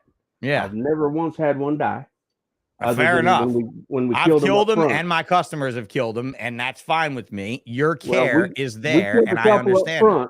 We killed a couple up front, keeping them too moist. There you go. Since we put them on paper, I've never had any bacterial issues. They do not have a problem shedding. They shed in one piece every single time. I have babies all the way up to 2,000 gram females. The drawback to them is it took 7.5 years to get a female to that size. Right. Because they don't grow fast at all. They're not. Or the fact that the drawback is that you are not a reptile moron. You are not a reptile idiot. You are not incapable of taking care of them. Yet you killed more of them than you have any regular ball python you've ever killed. Yeah. I can say that. I've killed more scaleless ball pythons than any other morph of ball python in 23 years. And I only hatched scaleless ball pythons for 2 years. Okay. I will not produce them again. I don't think they should be produced again. I think the scaleless head might have some, dog in the hunt. But in the grand scheme of things, you've got both of the people that sold them both online saying in YouTube videos that they are not a viable project. And nothing says bullshit like that to me. Although I will tell you this, I don't know if you're selling them. I've only sold one. I've never sold any of them. I've only sold one. And it was the one that I raised the longest and the most successfully. And I believe when we sold it, it was over 350 grams. But it is the only one I sold. And yeah, I've got females out there that are 1,800 to 2,000 grams. Yeah. Well, and if you're growing, so tell me, let's say right now, while I've got you on air, tell me exactly how you keep a scaleless ball python from hatchling to adult. Exactly. They stay on paper. What Constantly. kind of paper? Towels? Paper towels, and then we use the paper liners from CMC Reptiles once they go up to a 40 series tub. Mm-hmm. We spray them down right before they shed, just like any other ball python. They go into blue. When their eyes start to change colors, spray them down, soak the shit out of them, and they'll shed in one piece every single You time. soak them heavily at that point? Yep. Then you leave them in a damp cage for that point, and then you go right back to dry as soon as they've shed? Yep. It's interesting. I feed them. Grace has kept them every way we know how and done every different thing we know how. And there would be a time when he would spill water on a weekend and we'd come in. And if you didn't check it every single day, they have to be checked every day. You have to check it every single day. And that's just not viable. It's not viable. That never should have been sold. It never, definitely not for $50,000. That motherfucker funded his operation on it. And it's just sad that we weren't able to, you know, go back and reach back now. I mean, and like I said, and I bought two when I bought mine. Yeah. And what did you pay for yours? 50. Right. And so you're still 100% upside down. Well, I mean, you sold scaleless head stuff. Yeah, so I sold a lot of scaleless heads, but a lot of scaleless head stuff. But I can tell you, even with scaleless head sales, I was nowhere near whole on that 50. Nowhere near it. So I didn't make my first scaleless for 4 years because I bought 2 males. Right. And I couldn't make a female. I mean, everything I made was males. And then all of a sudden it swapped and I started making lots of females. Yeah. We just hit pastel pied scaleless. I'm working on dreamsicle scaleless out there right now. How's been your pied experience with scaleless with the short jaw thing? Have you had a lot of issues? Yeah. There is no short jaw. You haven't had any issue. Okay. None at all. Yeah. Because the ones I saw here locally were all messed up. You know, no, faces that's an incubation issue or something. Dude, I've never had one. Permethrin does it more than anything, but yeah. Permethrin's definitely a big culprit for short jaws, eyes, missing eyes, small eyes, ball heads, all that stuff. Permethrin, we've never had any issues with the babies at all. You know, but this year we're working on clowns. I mean, there's a few animals that I want to produce just for myself. And the clowns, the dreamsicles, you know, there's several of them, but it's all recessive stuff that I'm working on now.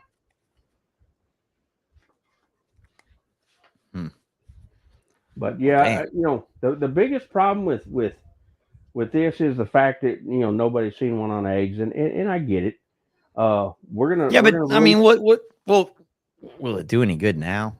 No, it's a dead project now. No matter what, it's gone. You know, even if we get one on eggs, you know, it doesn't matter. This is probably the last year we're going to breed them.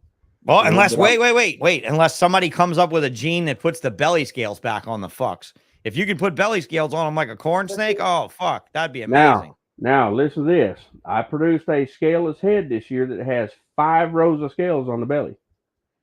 Interesting. Yes.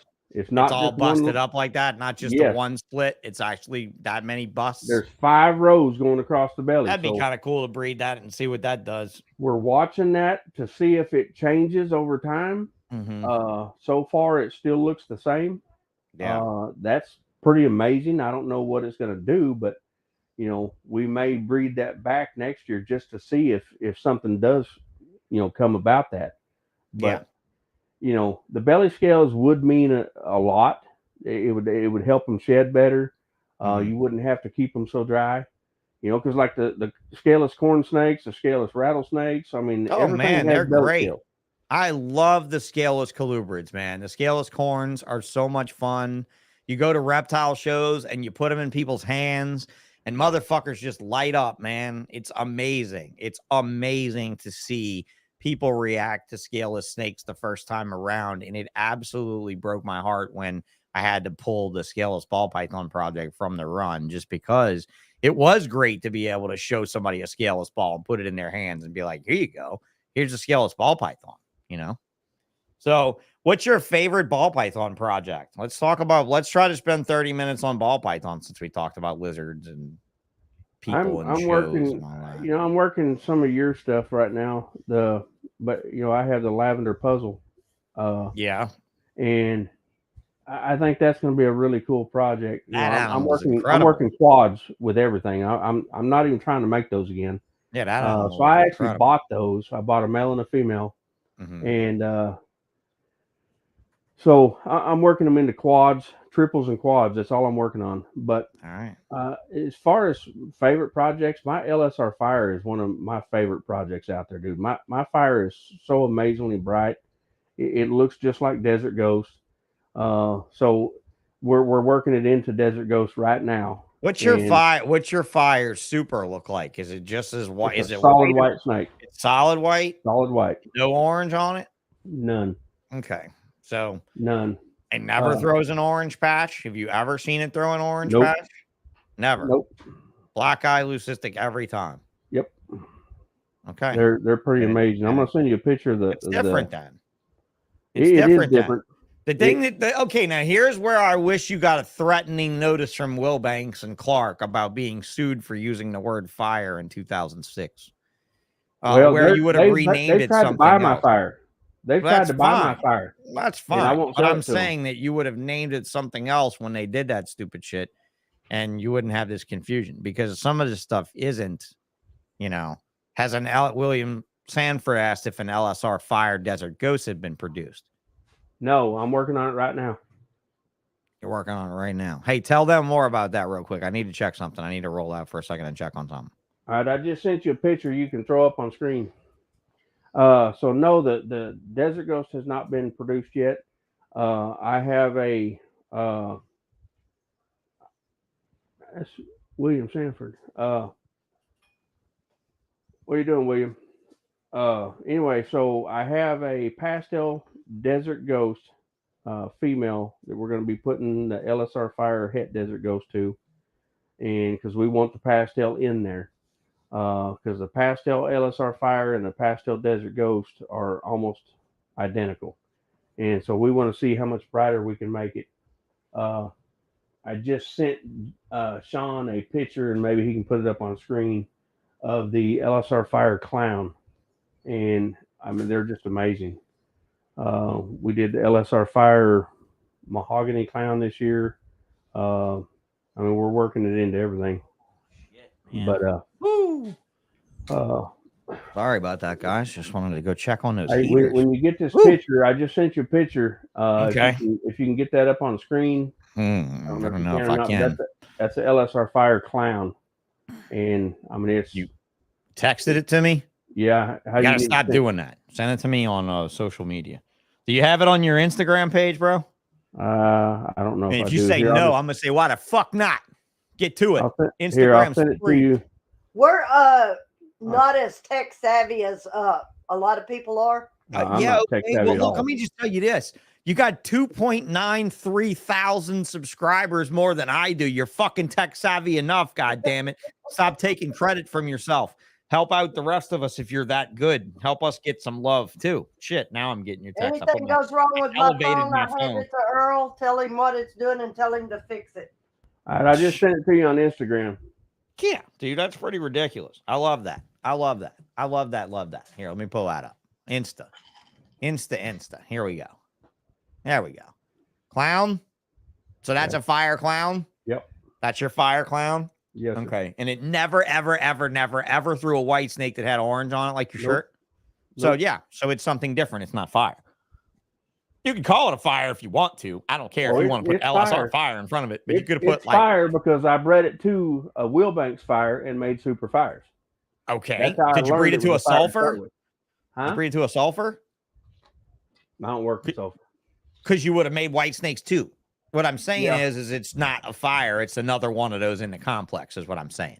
It's a fire. Your fireflies, you can tell they're fireflies. Everything that you produce with it, you can see it's fire. I know, but you're missing my point. My point is you should have named it something completely different because even a fire from Davies line will throw the occasional orange patch on a super. And so the thing about it is it doesn't matter. It's still a fire any way you look at it. That's why I named it the LSR Fire. Okay. Why would a sulfur not be a fire then? By your logic. Well, because sulfur was a fire. It just, they named it a sulfur. They named it something different. Yeah. Right. But I mean, but what you I'm look at saying Kevin is, McCurdy, you know, allegedly, he's got it's a different 10,000 gene. lines of fire, and every one of them got a different name. But if you breed a sulfur to a sulfur, you will get a mostly orange splotched super. Right. Most of the time, Right. meaning that sulfur and fire are not the same gene. But if Mike had not threatened David Reed whenever he came out with the name, Reed would have just called them fires, and it would have just further confused everyone. So like when you tell me my fire is so much brighter and so much yellower and so much, then why can't we just call it a non-fire? Because even if it does make a black, you following my point? Yeah. Even if it doesn't make a black-eyed white snake, there are different, I'm going to say there are different genes, just like Mackenzie and just like vanilla are the same exact complex as your same fires and sulfurs and stuff. So yeah, hopefully you can make a desert ghost. It'll just be that much nicer. But yeah, this is a very nice animal. Like the color is very, very nice. I wouldn't expect any of my fires that came from the original line to look nearly this good. Now, what was amazing is when I hit the fire mahogany clown. So every fire mahogany clown that I've looked at, it still has that blank head on them. And my fire brought pattern back to the head. And that was pretty incredible. Right. So William says, wow, that's a very nice snake. Thank you, William. And William's seen a lot of snakes, right? I've been seeing this dude at shows for decades now, it seems. And, you know, we've always had great conversations about morphs. PCF Funny Royal says, if it makes a different combo, it's a different gene, right? That's my perspective on it. In other words, like if you breed a sulfur to a sulfur and you make a mostly orange and white snake most of the time, you breed a fire to a fire, you make a somewhat orange patch snake some of the time, and you breed an LSR fire together and you never ever get an orange patchy snake ever. It goes to show me that it's a superior line of animal that makes the white snake, which is probably a lighter, brighter, better looking overall snake. So, you know, now with the ball python thing, I see some exposure on the website. I mean, on the YouTube channel for ball pythons. I mean, you guys do a lot of YouTubing, and Instagram videoing and stuff like that, right? So let's see. I'm not even subscribed. Look at that. I'm going to subscribe. Sorry. What the hell? I'm subscribed on my Sean Bradley account, but not on this one. 2.93 thousand. Come on, Mama Ren. Help me with some of that technology you don't know anything about. I don't know anything about it. Earl takes care of all this. Yeah, I know. Earl's doing all the work. Earl's doing all the heavy lifting. I'm learning as I go because I just started putting thumbnails on there last year. I didn't even know what a thumbnail was. I still don't. I didn't know what a hashtag was till 2 years ago. There you go. I mean, I'm old. We don't have that kind of. Dude, we haven't had cell phones all that long, you know. You've embraced it though. Like, so you're doing what? You do a weekly show? Yeah, I do on Sunday.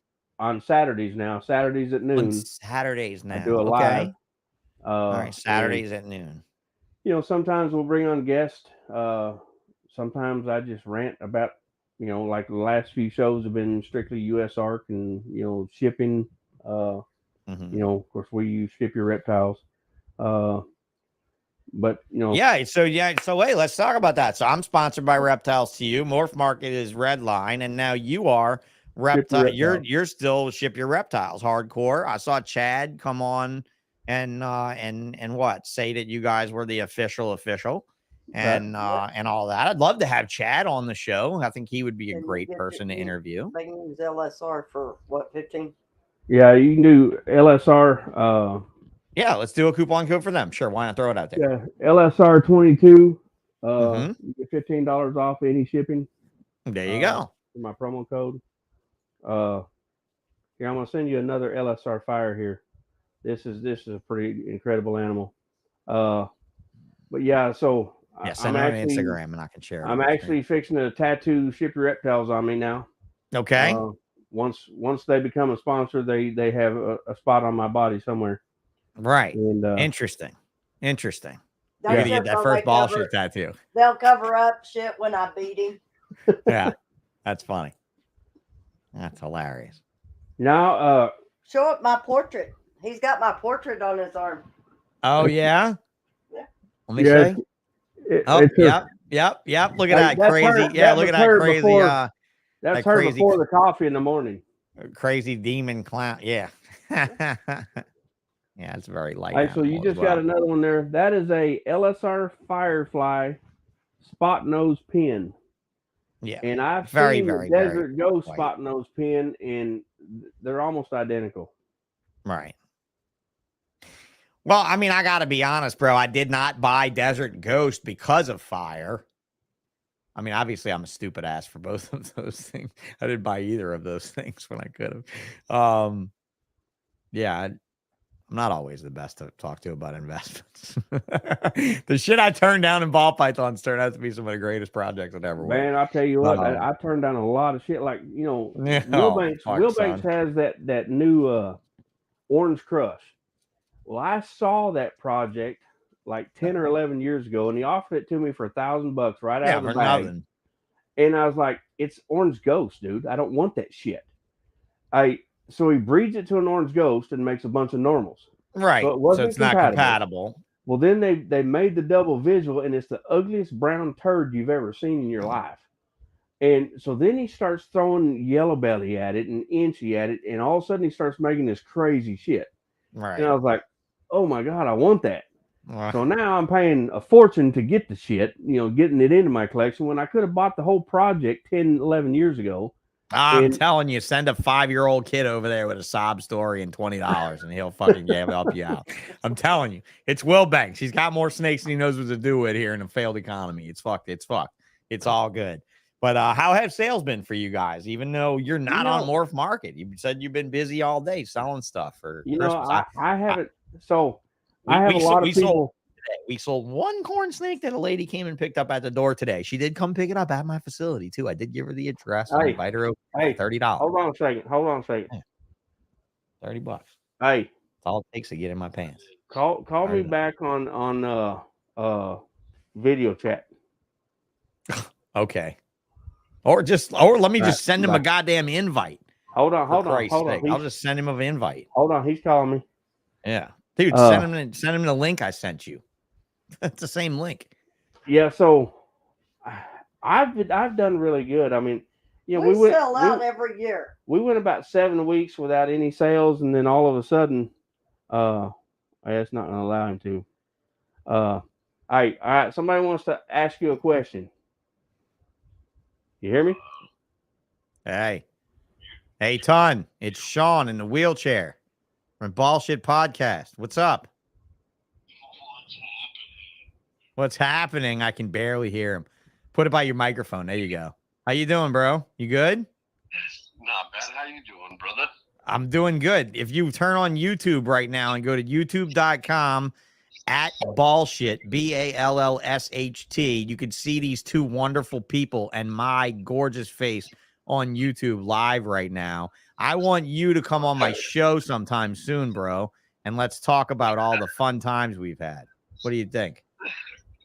I think we're going to have to do this. Yes, indeed. We definitely will.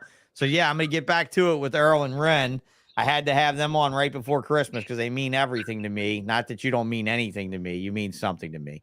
But I figured. And, you know, last Tuesday, I interviewed a little guy named Todd Goodman. I think you might have met once or twice, you know? Oh, my boy Todd. Your boy Todd. That's right. So, yeah, you're now pressured to be on the Ballsh podcast. So, thanks a lot. And I am going to have to be on the podcast now. Well, congratulations about your beautiful family, my friend. I'll catch up with you soon, I promise. I love you, brother. Love you too, man. Thank you. All right, well, we'll holler at you later, Tom. All right. Bye. Ton there Jones. You go. Look at that, boy. And that's what, like let's see, Ton. Let's see. Are you asking? You Ton shall Jones receive. official. Thank you very much. There he is. This is the very dwarfed voice of this gentleman right here, Mr. Ton Jones, big happy faced motherfucker. I love that picture I got of him and my kid from when Bo was fat and he was fat. I got that picture. Ren, you love that picture. Have I sent you that picture before? You've never seen that picture. I'm gonna have to find it. Dude, that's when Ton was about 500 pounds. Dude, it was Ton at his biggest, and Bo was like what, like 6 months old. So she had like the cheese. It was Daytona. She's a January baby. So she was 8 months old. It was Daytona. And she had like the cheese chin and shit where you like fold it back and all of the cottage cheeses in there and stuff still. She was at that stage of fat baby, like the fat babies that generate their own cheese. It's that size and it's ton. And he's holding her like this. And they're both like super fucking swole. hand. Yeah, he's literally got one. His hands are around her like it's crazy. But it's little fat Bo and little fat Ton, and they both look just so happy. But I'm so glad that he did lose weight and stuff, though, because it was definitely not a good path that he was on back then.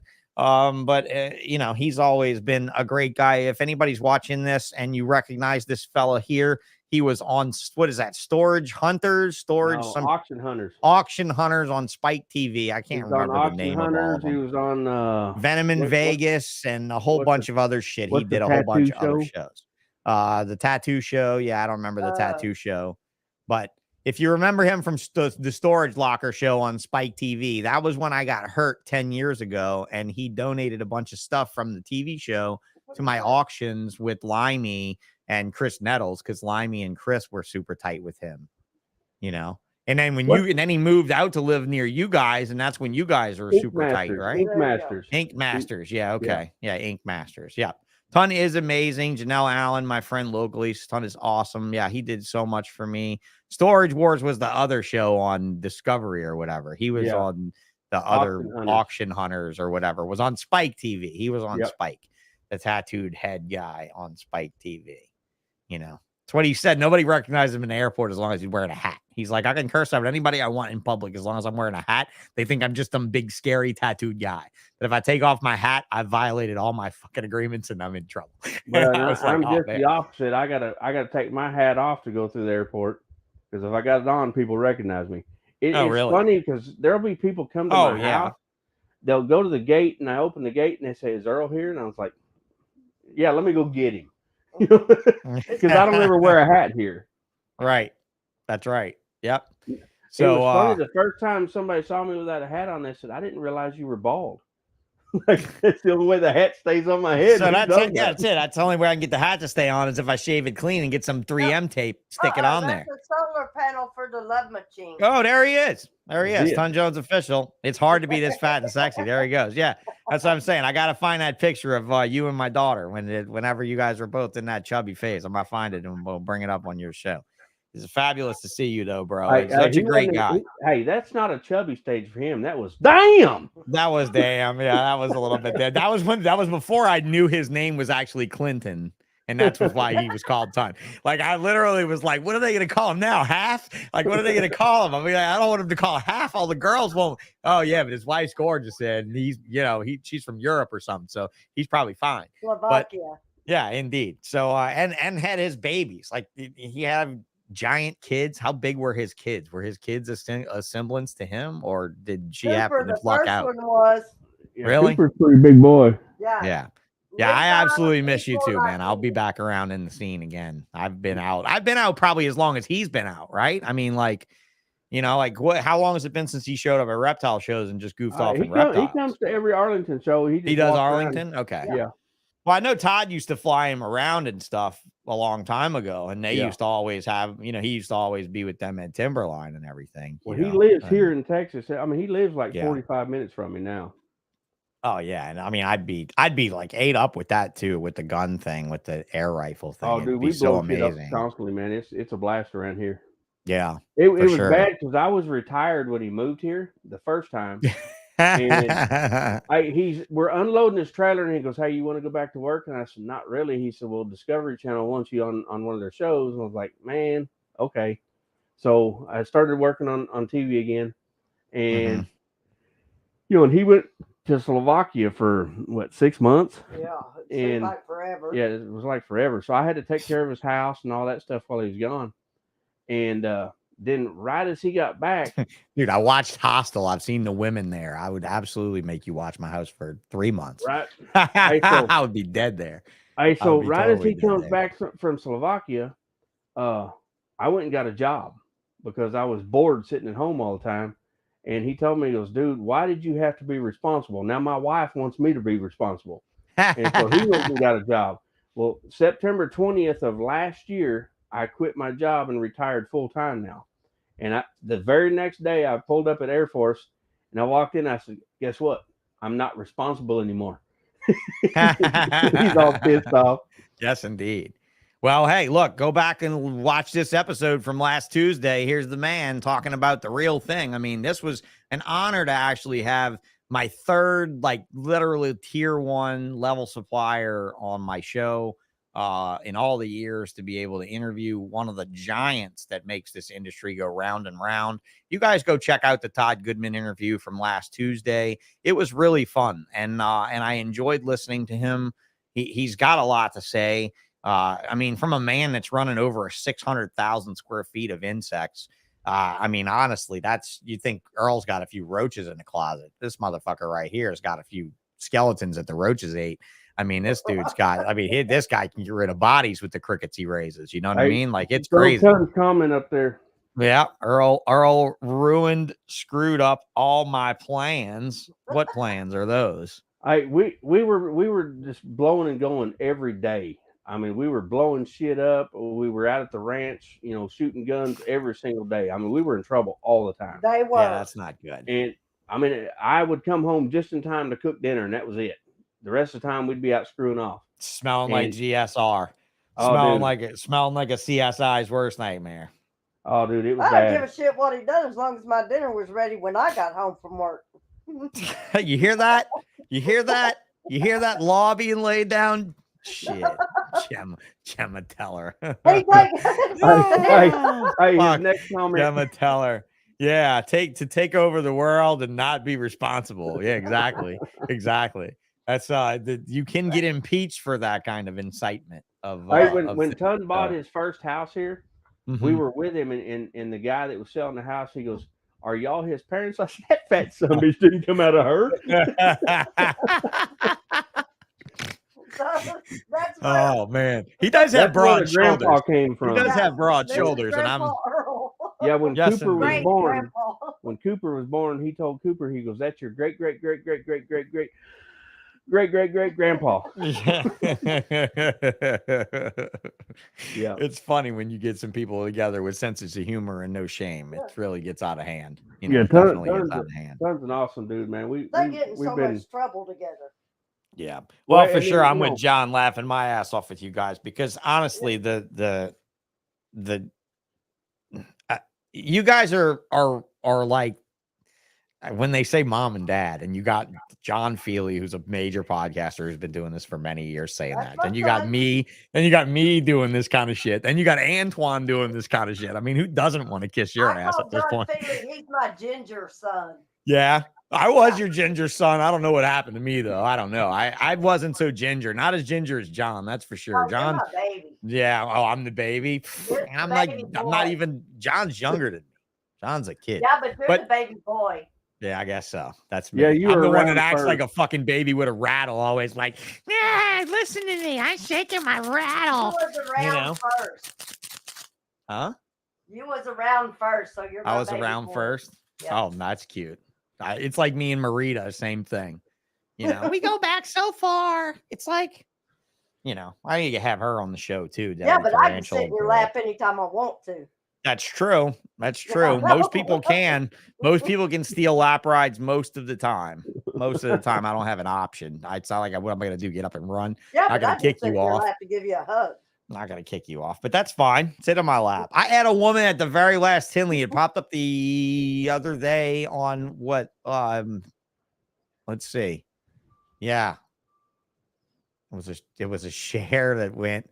It was a bunch of pictures that I shared together, and her photo was there, and I was like, who is that? Oh, that's that girl. We were at a reptile show, and she was standing there with her husband, and like 3 different reptile wife or whoever's had sat in my lap and taken a picture and given me a hug, and she asked me if she could sit in my lap and get a picture too, and I was like, I don't know you though. And she was just like, but that's okay. I just want to be in the it crowd. And I'm like, oh, that's very nice of you. I was very flattered.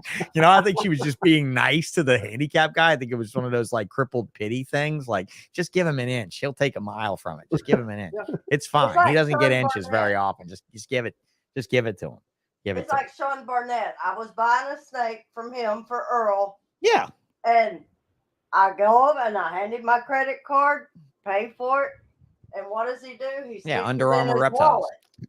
And I'm sitting here, and we're talking. It's like, Sean, can I have my card back? And he goes, I give you back. I said, no, you didn't. You put it in your wallet.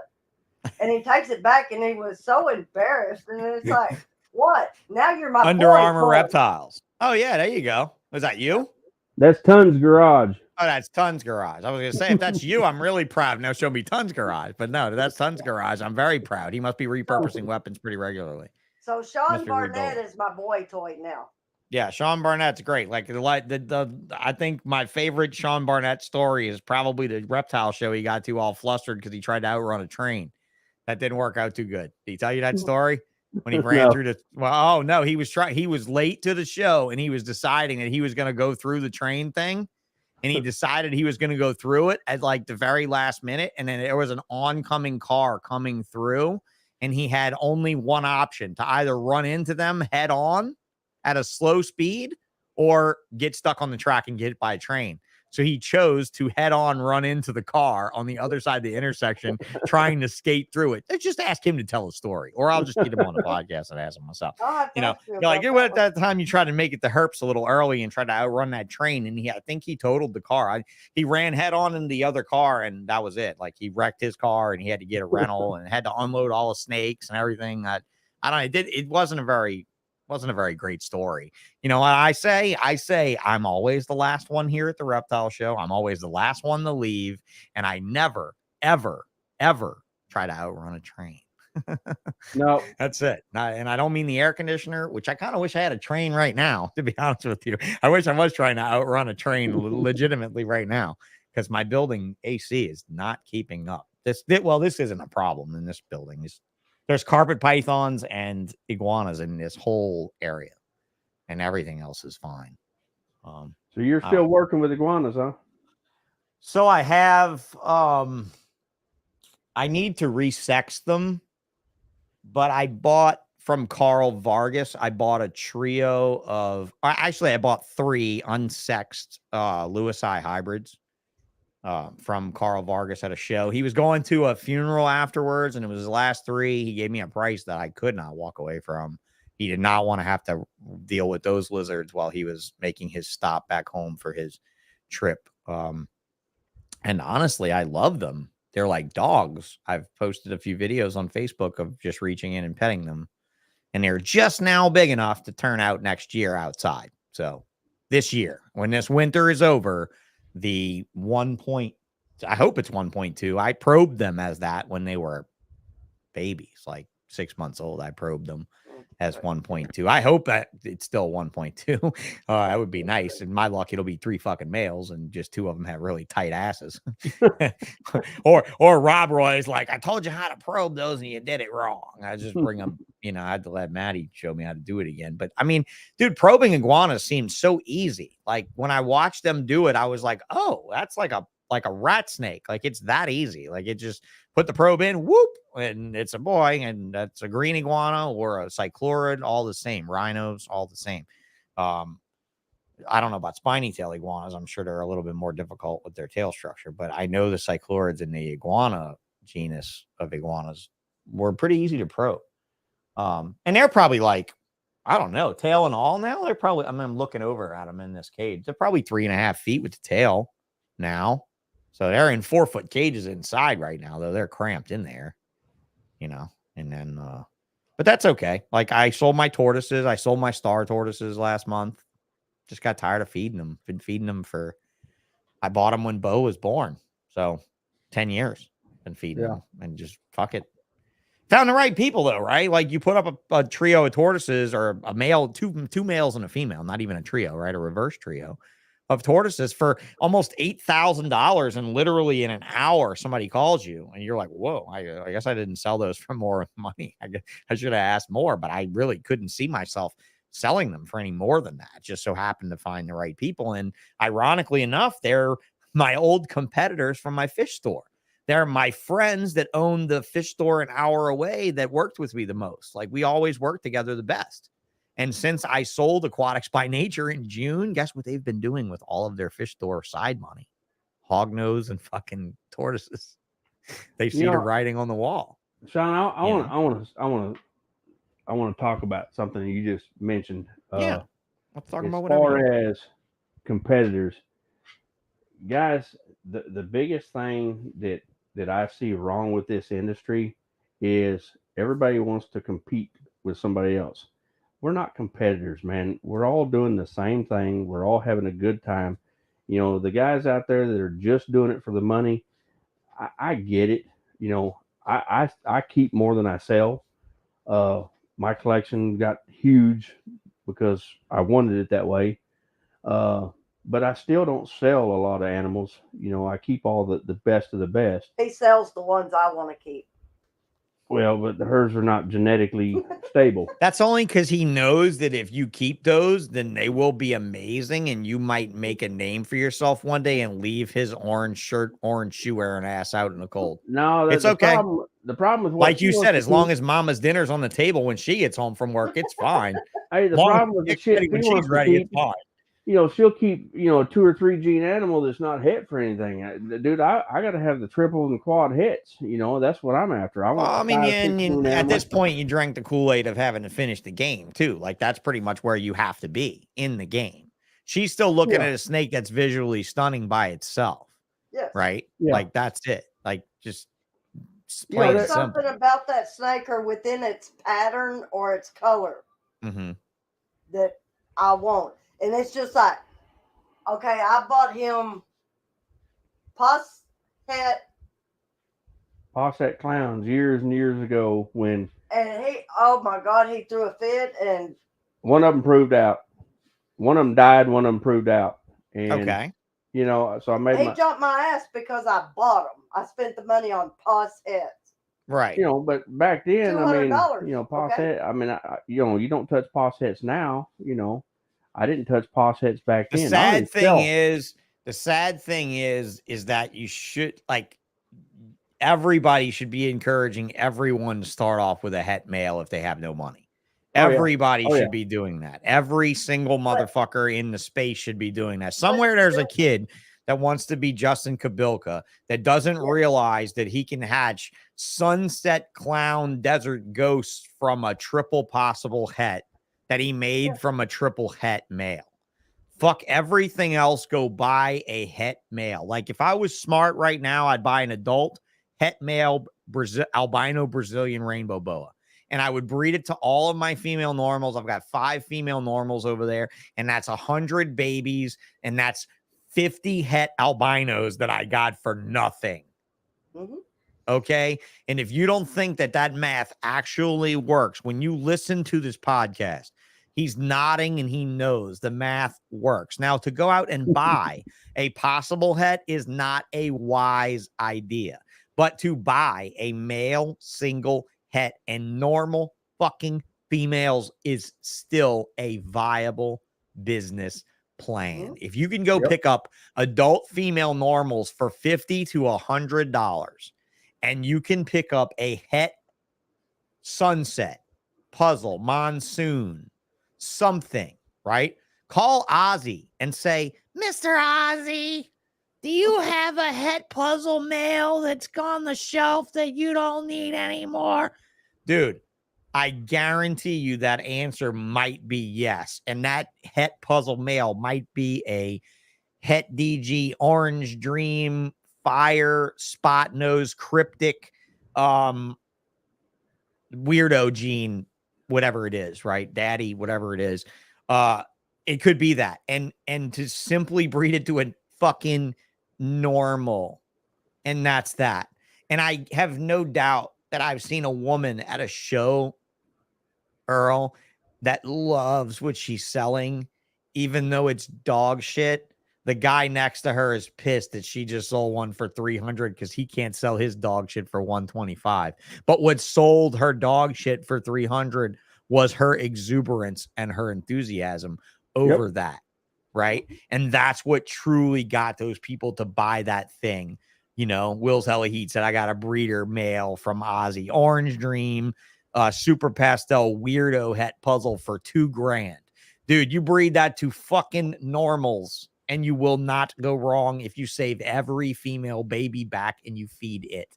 You will not lose. You cannot lose. Please, a 15-year-old kid, please do this for Christmas. Ask your mom and dad for the ability to have a rack with 10 ball pythons in it. Go buy 10 of the cheapest females that will lay eggs that you can get your hands on and one of the most expensive males. Go to Mark Mandick's website, read his tutorial on how to be an ultrasound guru without an ultrasound machine and win. When you're 18 years old and you have a girl that likes you, be like, look, I don't have time for you because I'm too busy winning with ball pythons. I'm too busy making money. I'm not going to spend any money on a girl because I would rather spend money on ball pythons because they'll buy me a house one day and no girl will. Right? Unless you got Ren working for you and then she'll buy the house as long as you have dinner on the table and she's done. Right. As long as the fucking dinner's on the table, right? We've established that. Yeah, but he bitched at me about buying them because clowns were so expensive at that time and we didn't have the money. And what possible that female proved out. And it proved out the first time, and you should have seen him jumping and hollering in that snake room. I love you, baby. I love you, baby. I love you. I'm so glad you bought. Hey, but seriously, guys, don't fight over, who's making what, and just do your own thing. And dude, we stayed below radar for years and years, and we just sat back and made what we were making, and then all of a sudden, we blew up. Another thing is, it doesn't matter, who pisses you off in this industry. Sean knows more than anybody. When you start, she's shedding. Yeah. When you start blowing somebody up on Instagram, Facebook, you're making yourself look just as bad as you're trying to make the other person look bad. Don't do that. And guys, for God's sake, don't threaten people. Don't threaten their lives. That there's nothing in this industry worth that. I watched a video the other day that their lives were threatened over a video they put out. It's like, are you serious? Really? That's uncalled for. Really? Yes. What context? It's uncalled for. And I mean, what context was that? Like that person, that was a snake that would they do something bad? Yeah, I mean, I'm not going to get into the video, but no, but I mean, was it like a live feeding? Was it a bite? Was it something it was sensational? It was cleaning cages, stuff like that. Okay. But they had death threats over it. And it's like, guys, there's nothing in this industry worth throwing a death threat out there on somebody. And furthermore, it shouldn't be tolerated by anybody. Right. When these people show up at shows, I'd love to see those people kicked out of the show for, not even let in the show. If they're going to be putting death threats out there, that's ridiculous. Any sort of threat of bodily harm, right? So, like, I was angry about something that went awry years ago, right? Yeah. You remember that when that contract thing went spoiled on me and stuff, and it turned out that it actually it did get threats on some of the people that were involved, but not that I did it. I wasn't even like a trumper out there saying, hey, go threaten that guy. Like, I wasn't even out there like fucking inciting the violence. You know what I mean? And I actually I got blamed for it, though. And it's like, how do I get blamed when, one, I was wronged, two, I told the world I was wronged, three, somebody found out who was in that wronging and they took it upon themselves to threaten that person. It had nothing to do with me. But I will tell you that threat was not taken lightly at all. Not by that person, not by his family, not by me, not by the promoter of the show he missed.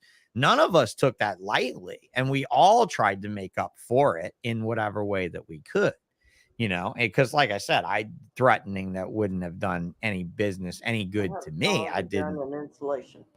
That wasn't it. Stuff like that shouldn't even be tolerated, in this industry. Yeah. And I personally, I'm going to be talking to a lot of promoters, and when those people show up at shows, I want to see them kicked out. They don't even need to be there. You know, if they're gonna throw death threats at people, they don't need to be a part of our industry, man. Here's the thing, guys. This behind me, U.S. Ark. We have to do everything right at this point. Because anything we do wrong, people are watching, and they can use that against us. These fights online, they're seeing that. Live feedings, guys, quit doing live feedings on Yeah, video. you have live feedings, bite videos, It's got to stop. anything like that. I Hey, mean, any video that you're going to put out, if you will stop and think, is this going to help or hurt U.S. Ark? If you'll Right. just stop and think about it for a minute, and if there's any inclination at all that it's going to hurt us, don't post it, please. Earl, most of these people have not been a representative or an ambassador to Yeah, but anything it in their has nothing lives. to do with U.S. Okay. Ark. It has to do with every individual. No, it has to being do with able your to morals eat as a some hobbyist. animals. Yeah, it has to do with your morals as a hobbyist in general. But like, listen, we did not allow our employees at any point to do any reptilian feeding in front of the general public at any point in retail. Ever. Never. Ever.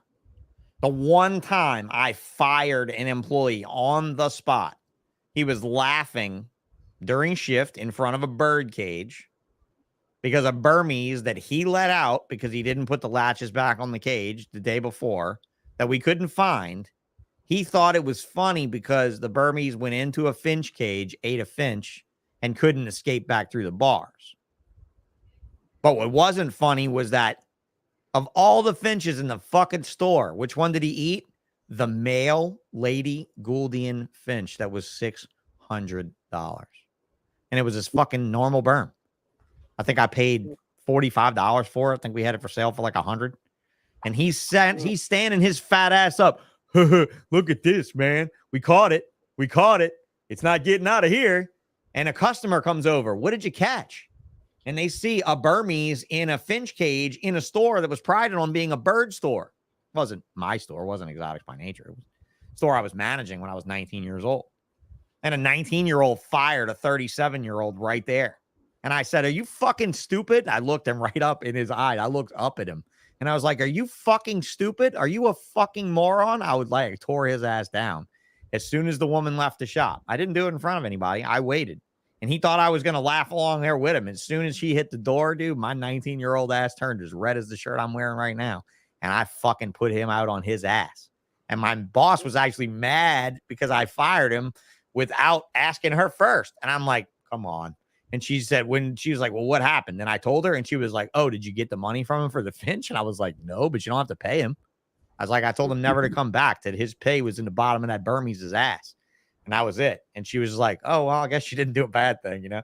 And that's how it went. But we never fed live in front of everyone. We'd never allow, like crickets. Yeah, we'd allow crickets, you know, but nothing else. No live fish. We wouldn't even feed fish. We wouldn't feed the Oscars, the goldfish in front of the fucking kids in the store. Like, look at your goldfish. Don't you have one like this at home? You know, watch it disappear. Like, no, we weren't those heinous assholes. But then again, we were also raised in pet shop etiquette because you couldn't do that shit in a pet store. Yeah. Right? You couldn't. Well, I'm seeing a lot of videos here lately, and I reached out to somebody just the other day, you know, and they want ratings, they want likes, they want subscribes, they want to get paid. I reached out to somebody the other day, and I told them, I said, hey, I said, you know, I don't care what you do off camera. I said, but think about what you do on camera because it affects every one of us. The hobby is so negatively affected. Hey, and he immediately took the video down. I said, the problem with that is he did? Really? So there you go. He actually respected you and what you had to say, and he probably didn't even think about that. No, he didn't. And he told me, he said, you got a really good point. He said, I'll think about stuff like that. But he said, I've seen some of the bigger breeders do it. And I said, yeah. I said, and anybody that I see it, I'll call them. I'll be respectful about it. Mm-hmm. Just ask them, hey, don't do this anymore. You know, think about our industry because everything hurts us right now. Mm-hmm. If I see it again, I just delete them off my feed. You know, I'm not gonna promote it. You know, right? And you know, there's a lot of the bigger companies that are doing the same thing. You know, I mean, they're all just taking them down. Don't share the videos. You know, don't give them what they want. They want views. Right. You know, I did have one person say, you know, well, I make a lot of money doing these videos. I said, I'm happy for you. You know, but the thing about it is you're killing our industry. You know, because for every 100 followers you have, one of those is reporting back to a lawmaker or something like that. You know, and that's the last thing we need is to give them ammunition. You know, handling venomous, free handling venomous. Dude, I don't even video in that room. You know, I mean, we keep venomous, but we don't even video that stuff. You know, and seeing people swimming in the water with a rattlesnake wrapped around their neck, I mean, that's not cool at all. I'm not mentioning any names, you know. Bro, I say swim with 3. That's what I say. I say, why stop at 1? You feel me, right? I'm saying if we're gonna swim with a motherfucking cobra, I think we should swim with a crocodile and a cobra and a Burmese, and we should do it all. I think it should be fun. I think it would be amazing to see that happen on Darwin Island. Let's do it on Darwin Island. Let's make a TV show out of it called The Real Chronicles of Darwin. I don't know. I mean, let's just really see it in real life. Let's just strap some of these brilliant motherfuckers on a raft with their favorite deadly animal and let's sail them the fuck. Because honestly, at this point, I'm all for animals maiming motherfuckers on TV if it's for animals, right? At this point, I'm like, go animal. Hey, go snake. PCF says I filmed Frozen Thought on the snake. Right. Is that bad? So any kind of feedings are bad in this industry right now. Now, if you film Frozen Thought, film it from the perspective. If you're gonna do it, all right. Here's the way to. Here's my thing. I'm gonna devil's advocate. You know me, devil's advocate, right? I'm gonna do it. I'm gonna be Earl's old Big Papa is gonna be all the morals, and he's gonna be the moral compass here. I'm gonna say this. This is how I explain it to people that aren't part of this. Like when I meet someone and they're like, I don't want to feed it the mice. I say this. I say in our industry, in our world, the rodent has more animal rights than the reptile does. Okay, we can be honest there, right? Reptiles don't fall under animal cruelty laws like rodents do. Rodents fall under animal cruelty laws like that. I bet you guys didn't know that. They don't give a fuck about how much water is in your snake cages when they can measure the water in your mouse cages. When they're coming to fine you for animal cruelty, they're looking at those mice real hard. And they're measuring that water and they're weighing the food and they're checking the bedding and they're doing all the surface area for X amount of bodies. Like, oh, wait, you have 4 rats in one pan and each rat has a litter. Oh, that's 40 something rats in a pan. Oh, yep. Nope. That's 30 something counts of not having the proper cage for the pet. And I tell people, listen, you realize that we have to keep rodents at an upper level of quality. Our rodents have to be kept better, cleaner, right? Higher quality than our animals do. And by going through that, I explain it. Okay. Ryan, if that makes sense, like I explain it like we have to raise our animals to feed our reptiles with the utmost care and respect until their day of death. They have a life like a king. Yep. And I explain that like they always have food of the prime quality. They always have water that's purified and on tap always. They have clean bedding weekly. Some of them have diet enrichment programs or specialized food like Becca's doing, right? That's how I explain it. And I think maybe, just maybe, if you started a snake video by saying this, by saying all animals got to eat, we raise our rodents with this upper end quality so that we can give them a proper life before it's time for them to properly die. We can't say that about the chicken bone meal that's in our dog food at all. You can't at all say that the chicken byproduct meal in science diet was raised happily, healthily, and to the best of its abilities. You know, it's a fucking chicken. You know as well as I do, we're treating it like a goddamn piece of shit, right? So I think if you're going to expose wild animals eating wildly, you could also expose the fact that we raise the prey responsibly. And all of that can be an educational tool. because my daughter has never cried once seeing a rat killed. You know that? And I never explained to her the process. She's just been coming down in this building watching rats get murdered by the thousands for her whole entire life. So she just thought it was normal. You know, I mean, she didn't ever really have a problem with it, because when I asked her and she was old enough, I was like, Bo, does this bother you? And she was like, well, I thought about it a lot. And yeah, but they got to live too, right? And they have to eat, and we eat animals. And so I was like, okay, I think she was maybe like 6 at the time. If my 6-year-old can wrap her mind around that, why do I need to be that sensitive about some motherfucker on YouTube? I need to be sensitive when I'm literally taking a tong and shoving it in a snake's mouth and watching a snake violently wrap around it and not explaining any of that. Well, see, do you disagree? The thing about it is it's not the sensitivity really. It's the fact that, you know, USARC is fighting for not. This says fights for your rights. That's being changed right now. The new sign will say fights for the rights of responsible keepers. It's being printed right now. But the thing about it is when the wrong person sees this, you know, that person that's fighting against USARC, you know, fighting against all of us trying to take our rights away, that's what we have to look at. You know, dude, feeding day, I ain't gonna lie. Feeding day, when I hear that rat, dude, I'm thinking that snake's growing. You know, we're doing something right. You know, we're feeding our rodents right. You know, we feed our rodents a strict science diet that we came up with about 15 years ago. On top of that, we feed fruits and vegetables on a weekly basis to our rats. Yeah. We only breed ASF here. We predominantly feed ASF here. But you know, we're doing it responsibly, and that's all I'm asking for is do it responsibly. That way USARC doesn't have to fight so hard.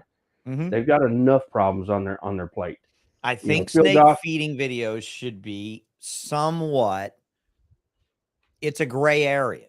And I think that if people can literally bring the full education of it into the picture, then it's something I would like to see continually portrayed to the public, because who doesn't have fascination with the process, right? It's scientific. We're going to watch it on Discovery. We're going to watch it on Planet Earth on the next BBC, you know, Green Globe episode. We're going to watch something eat a thing, right?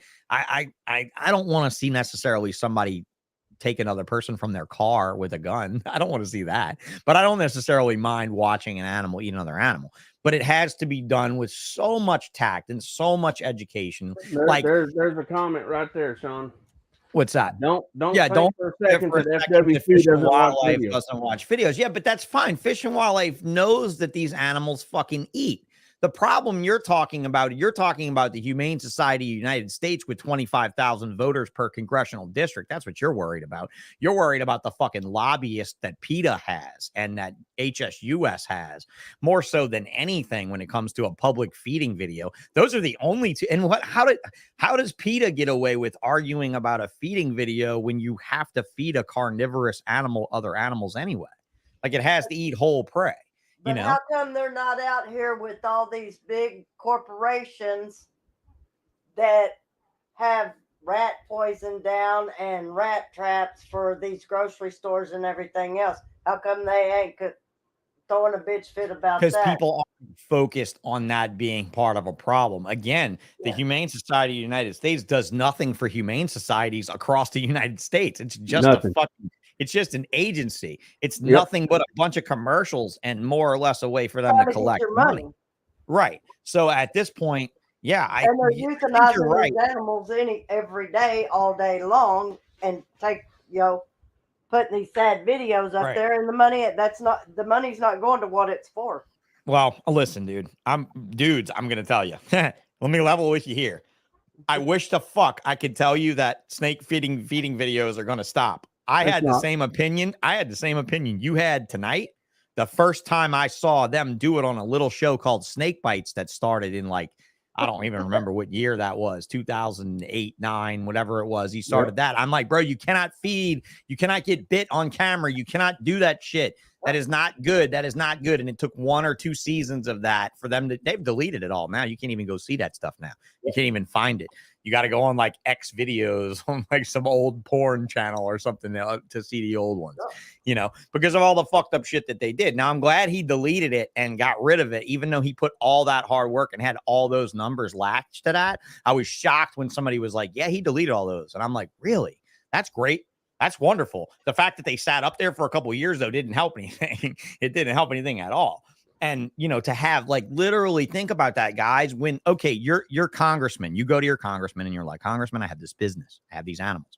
They eat these captive rats. I keep them in cages. They're colored. I generate $1 million a year. I'm taxed. I have employees, right? I have all the municipality usage, right? Garbage, sewage, water, signage, all that stuff. Like I'm a member of the business community.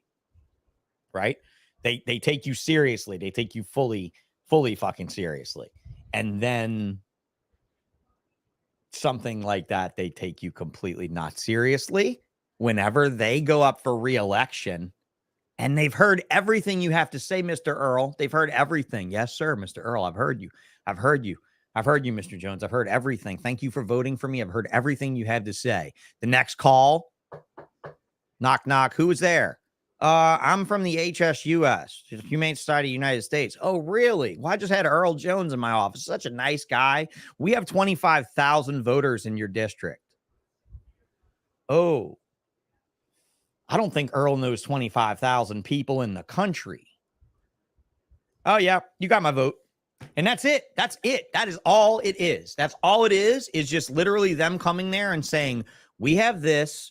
What say you? And the congressman is literally like, okay, I'm up for real. And that's the struggles you'll have, you know, and that's the struggles that Phil Goss has. And the fact that he still is going as hard as he's going, right? I mean, how lucky are we to have Phil? Donate to US Art, be a member. That way they can show what they have these many members. Well, and that's another thing is, you know, US Art Florida, guys, US Art Florida, you can be a member for free at this point still. Yeah. But they need donations drastically. But US Art, you know, all the donations help. Don't get me wrong. But we need members. We need hundreds of thousands of members. When we go in to fight for a particular, you know, thing, we need to walk in the door and say, hey, we have 2.5 million, you know, members. You know, when they hear we have 10 or 11,000 members, we look like idiots. Okay. You ready to talk about what you need to have that happen? Well, we're working on it now. An accredited breeder program. We're working on that now. That's what you're working on? Yep. An accredited breeders program. We are working on it. Yep. And if you get caught putting out a video of snakes eating online, you are no longer in the union. What? There will be guidelines on conduct. You will have conduct guidelines. Yeah. We have to govern ourselves, so the government won't govern us for us. I tell people all the time, we need to self-regulate. There you go. We don't want regulations. I'm all for certain regulations. Don't get me wrong. But I want regulations that will keep us with our animals. If we self-regulate, we control what we put out there, then the government doesn't have to do it for us. You know, if we keep doing stupid shit, the government's going to come in and take over. You know, if we'll self-regulate, and that means doing videos, you know, doing whatever, you know, when you're doing educational programs. We watched an educational program at a show just, a month and a half ago. This idiot gets up there with a monocle cobra, picks it up, and it turned around and damn near bit him in the face. He dropped the snake on the ground trying to get away from it. That is not an educational program. You know, educational program would be using the proper tools and not taking that chance. That was a dumbass. And that's in front of a bunch of kids and parents. Well, somebody in that crowd is going to go say something to somebody, and the next thing you know, it's going to be everywhere. You know damn well it's got videos because everybody's got their cell phone up videoing shit. You know, Stan, that number is kind of staggeringly low. If I remember from the last reports, it was under 2,000. But what's that? Members, US. We have 10,000. 10,000. Okay. It's almost 10,500 members. Okay. When I'm not going to mention names, but there's a few of us that we started logging how many people show up at shows all across the United States. Mm-hmm. And we come up with somewhere around 3.5 million people at reptile shows last year. Yeah. Those 3.5 million people, if they were members, we'd walk in there with 3.5 million members. We know damn well there's more than that out there that keep reptiles. You know, we don't ever see the people from PetSmart, Petco, PCS, because those people don't even know that USARK exists. We're working on that too. So, okay, in this case, then there needs to be a USARK booth at shows. There needs to be USARK handouts that every show promoter makes people take. Ad, ain't you? You know, we'll talk about that later. Yeah, things that don't cost an extraneous amount of money that are grassroots as fuck. You know, it's really difficult. So, what do you guys out there? If you're listening, you're watching the show, hit the like, hit the subscribe button. We're gonna round it out here pretty soon because I definitely need to attend to some things here before I leave tonight with the cold.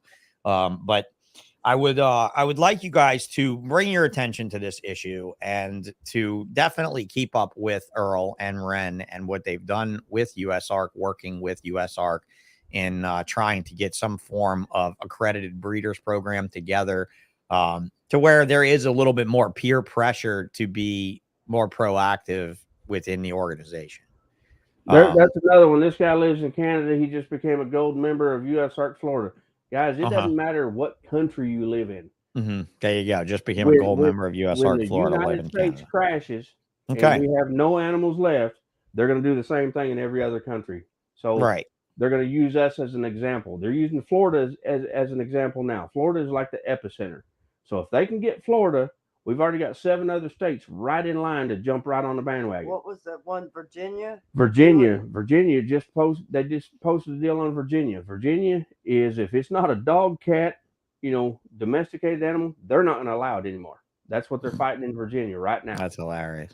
That's getting rid of birds, chinchillas, you name it, it's gone. Everything. If it's not a domesticated dog or cat, you can't have it. Cows, pigs, horses, you can own them, but anything else, they're not anything exotic animal at all they don't want. Right. And guys, it's going to happen across the whole United States if we don't stand up for ourselves. And the best way to do that is become a member of USARK, give us some numbers so we can walk in there with millions backing them, and dude, self-regulate. Yeah. Watch what content you're putting out there. Just Stan, look, I'm going to tell you one thing that feels great. Giving something giant to an auction that will pull big money. I do not give a fuck how much you could sell it for. I do not care.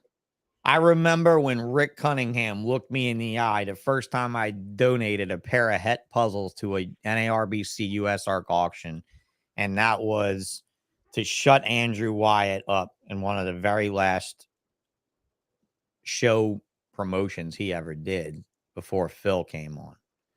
And I donated that pair of snakes. And I remember it was when Brian was dating Tina. And Tina asked me, how much are those snakes? I said, they're $7,500 on my website for the pair. I'm selling them for like $5,500 a pair at the show. And she's like, I'm going to bid on them and Brian's going to fucking kill me. Okay. Now, they bid on them, and I think they bid like $5,500 or something, and they won them. And then the very next show, Rick said, so you made a big stay at that. You plan on doing that every time? And I was like, are they really getting rid of Wyatt? And she was like, yeah, dude, apparently he's out for sure. And I was like, every fucking time. And that was it, But that was also because, Wyatt was the one that told Limey when I broke my back that he would not even announce a fundraiser for me in the name with USARK or anything. He told Limey he was not allowed to auction anything off at those auctions for me when I got hurt. So Limey's like, oh, fuck him. I'm going to cut. And he went and ran with that auction in South Carolina and raised like 30-something thousand for me that night. And it just was a big drama thing, only because I knew Andrew Wyatt was embezzling money from USARK for his own personal gain. I knew he was just treating it like his own little piggy bank, going on dinners. He was dating his intern that was like 20 something years old. I mean, it was all kind of a mess, right? He was never going to help us. He was going to stand up there and pretend, right? I mean, you remember him back then. You remember how loud and stuff Andrew was, and he had the right goal, but it wasn't the right guy to bring it across the finish line. Phil was the one that's done all the stuff. Well, and I think that's a lot of the reason why we don't have the members that we do, because there's a lot of controversy still on US Arc because of that. Oh, dude, that was so long ago. If somebody's still holding that against US Arc, then they're fucking assholes and they're just using it as an excuse not to participate. I'm going to be honest. They're just being a fag. They're just being a pussy. That's all. That's just it. You can honestly see what Phil and his team have done. Hands down, just how he carries himself in general. Him and Andrew was a snake the first day I met the dude. The first time he asked me for money, when he came to me like I was a Ralph Davis and asked me for that level of money because he thought I was making that level of money, which I was probably making close to some money, but I wasn't making that level of money, and I was just like, no. And he said, why? You know what I told? Did I ever tell you what I told him? I told him, you need, and this is funny, right before he got kicked out, he did it, and he made sure I got one. I said, you need to put together a packet showing me how you spend our money. That's it. I want to know how much you get paid. I want to know what hotel rooms you stay in. I want to know what you order off the menu when we pay for it at shows. I want to know, are you a chicken guy? Are you a double steak guy on your Taco Bell? What are you, bro? Because I'm going to tell you right now, Phil Goss is eating Taco Bell. Fucking Andrew Wyatt was going to Morton's fucking steakhouse. Period. In Morton's, in Anaheim, at the end of the corner, at the block. You seen Andrew in there? Yeah, he's with his intern. Really? I wonder who's paying for that dinner. Yep. We did. We paid for that fucking dinner. And Tracy Barker came to me and she said, why won't you donate to US Arc? I said, because of Andrew. Because I think he's fucking full of shit. I think he's fucking us. And I don't think he's spending the money right. And I just want to know. And I remember I think, was it Tim Bailey came or Luke Martin came to my shop here one day and handed me a packet of folder and said, Andrew Wyatt handed me this at the show and told me I must give it to you. And it was a folder of how we spend your money. And it was like the most general thing.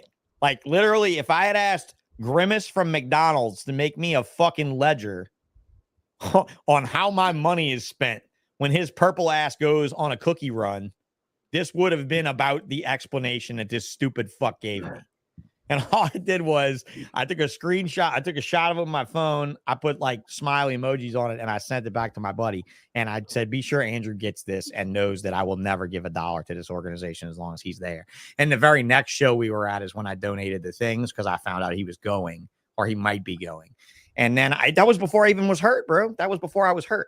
That was like literally right before I was hurt.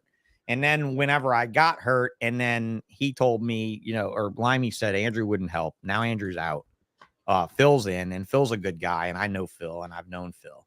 And I said, well, in that case, let's donate. And we ran, bro. We fucking ran. We ran $5,000 at Arlington, then $5,000 in Tinley, then $5,000 in Daytona, then $2,000-3,000 in Arlington. And I think with puzzles, all in all, puzzles that I donated, this is for Stan, $27,000, I believe, is what puzzles brought to US Arc just in the auctions alone. Well, and and that's a drop in the bucket because plus I also spent money. Plus, all that, right? I also bought stuff and donated other stuff. So I think all in all, I probably put in a little over 50,000. You like at the St. Louis auction, there was no money in the auction, and I just started bidding on shit to try to bid it up. And dude, I bought all kinds of shit. Yeah, you end up getting stuck with everything. Right? Oh, I got stuck with a bunch of shit. And you know what's fun? You know what's fun too? Go do an NARBC show or another show that has a US Arc auction on Saturday and come up with a number, bro. I used to do it in Arlington. 10% of my Saturday went to the auction. 10% of my Saturday. Just figure it out. Be like, all right, my Saturday is 10%. Let's say I did $10,000 today. I'm going to go to the auction tonight and spend $1,000. All of our shirts have US Arc. 10% of every shirt sale goes straight to US Arc. There you go. I'll be having these signs soon. We're gonna I figured out I'm gonna turn my old ball python incubator room into a paint spray room. So I can spray these fucking signs. Because I cannot figure out a way to paint these signs. So yeah, man, it's definitely what's that? The paintbrush. The smart ass. Paintbrush. Hey, smart ass. Doesn't work that way. You can't use a paintbrush on my signs. Because of the way they're made, you have to spray it. You have to spray it. You have to spray it. 2 or 3 of them in the garage. I would have loved to have had my fair US enough. Art sign out in the front yard with the Christmas lights this year. I'm just saying. Next year, let's make it. No, really, I'll make it this year. I'll perforate a bunch of 3/4 inch plywood for Christmas lights and just bring it with the US Arc logo in it. I'll bring it to Arlington or something and give it to you there. Just keep reminding me of it. I'll do it. From home. Yeah, I'll do it. These signs, waiting on these signs, Sean, that's exactly why. That's what he said, waiting on these signs. Bro, it's exactly why. I can't paint them. And you know how many of you fucks don't want to paint and glue your own sign? A lot of you. So look, if I go out and put up, drive down there for take a vacation and drive down there so we can paint them. Listen to Ren. Look, if you want to get crazy with it, we'll announce that we're going to do it, and we'll have it'll be like a Mormon fucking Sunday canning event. It'll be like going to a fucking tabernacle and canning with a bunch of Mormons. It'll be like, oh, bring your $15 participation fee, and you can leave with the same amount of beans as the rest of us. Fuck it. You know, we'll just have a sign painting contest. And he's good with spray painting. No, dude, I'm just seriously gonna build. This room is perfect. This room's perfect. I'm never gonna do a ball python effort big enough to need an 8 foot by 12 foot room again to hatch python eggs in. I'm sorry, I'm just not raising rats like that. Did you see how that worked? What? Earl's good at spraying and painting because. Oh yeah, I see how that worked. Yeah. Who's gonna fix you dinner? Ben's he works from home and he doesn't work. I'm taking vacation probably the 3rd week in January. So we could drive down there and DM me, Earl. Yeah. Earl's Exotic. Send me a DM. I don't have them on the site yet. That's something that's going to happen. Look, right now I'm renovating this apartment.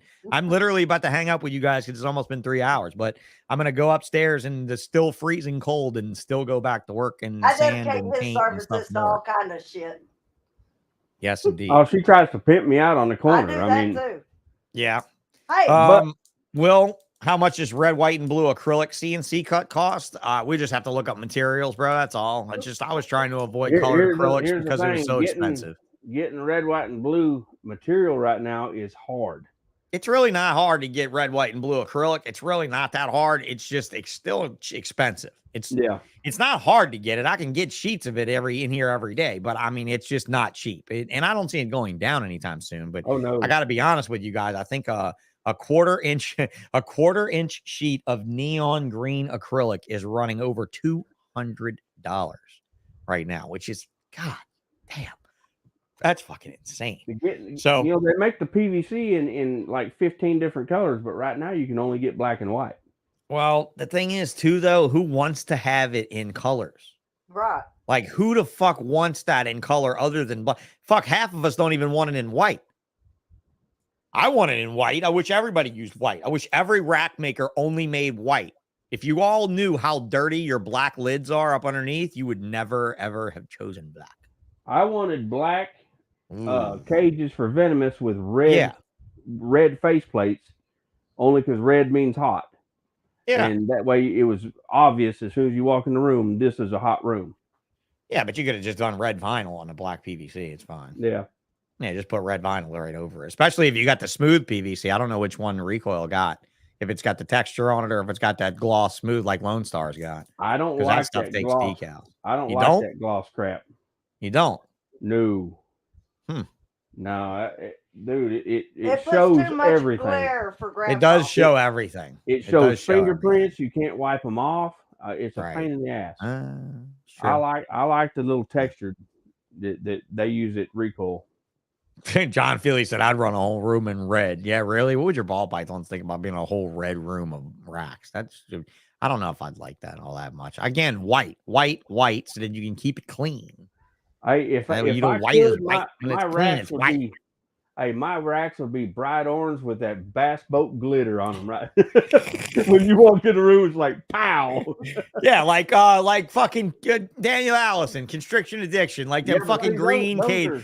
When he told me that he shipped off his ARS things to be repowder coated the same as his drag racing car, I was like, you might be a redneck if you look like Daniel Allison. You might be a redneck if you are a redneck if you look like this motherfucker. Can you believe that fucking dude paid to have his ARS rack stripped and re-dipped? $800 each. Are you fucking Yes. serious? That's Yes. dude, Look at that Daniel. looking Daniel has blown some fucking cash that makes me feel good about the cash I've blown. So thank you, Daniel, for continuously making me feel good about burning up my cash, because I've definitely burnt up my cash more smartly than you have, sir. And I have never gone into a radioactive room of racks in my fucking life, dude. I didn't even paint these walls until I was here for like 5 years. So yes, indeed. All right, William Sanford, I'm going to let you be the send-off tonight. It's been good watching this show tonight. Catch up with everyone later. I'd like to get a couple minutes with you guys on the side just for the audio people if you chill for a minute. But we'll tell all these folks bye. Anything else you want to say? Hey, we'll see you later. Yeah, We'll see Denton's you down. later, William. William's a good dude, man. I've known William. Oh, a long William's a time. great guy. Yeah, he's super nice guy. Super nice guy. It's been a while since I've seen him. I used to just see him at all the Texas shows. I think like all those. So, yep. Earl's Exotics. It was good to have you in tonight, bro. You're kind of a new face around here. PCF Funny Royals. Thanks a lot for coming back. Denton Gallagher. I appreciate it. He would definitely have all orange and boat paint glitter. There's no doubt. I'll guarantee it. There's no doubt he would absolutely do that. You ought So, to see the orange walls in my house. so what? Do you buy Freedom Breeder since you're all tight with Jesse? I have Freedom Breeder. Because I was going to say, hey, I might know a new guy. ARS rack, and I'm gonna tell you what, I will never own another one of them pieces of shit. Really? They are that new rack that what do they call it? I don't know. The hybrid. That is the biggest piece of shit I've ever seen in my life. ARS? Dude, you take that rack and just go like this. It just shakes all over the place. Oh, is that one of the ones that links together? Like they piece together with the plastic things? Oh, yeah, you can't trust that. Dude. That's just a vision. It's just a vision with heavier stuff on it. Yeah, it's just going to be floppy. I'll be honest, dude. I like those visions. They might grow on you after a while. I don't know. Well, I don't know. Might grow on you. He's too meticulous with shit. He just offered a good friend of mine a job to go over there and run the company with him. So I don't know. Could be interesting. I'm going to do I truly believe Freedom Breeder needs a solid competitor in the space. Not that I don't have a problem with Jesse. I love the old man, you know. I don't really know Jesse. I knew his brother real well, you know. So that kind of probably is a thing. Jeff was a really good dude, man. I started with Jeff. And I know. Jeff and Lindy. Mm-hmm. And Jesse's Jesse. We'll leave it there. I like Jesse. It's just you leave it there. He was very young when he took over, and he's got a lot to learn still. Yeah, I just hate the drama that ensued. Really sad. Yep. It was sad. Yep, sad to see that happen, but whatever. Yeah, it was pretty harsh when it all happened. Yeah, it was, and I guess he's still around though. Yeah, I still talk to Jeff every now and then. Yeah, I'm glad that he's around. If you feel me, like he went through some dark days. Oh yeah. It's one of those things where I never want to see a friend go through those dark days like that because I worry about my friends, like my friends worry about me.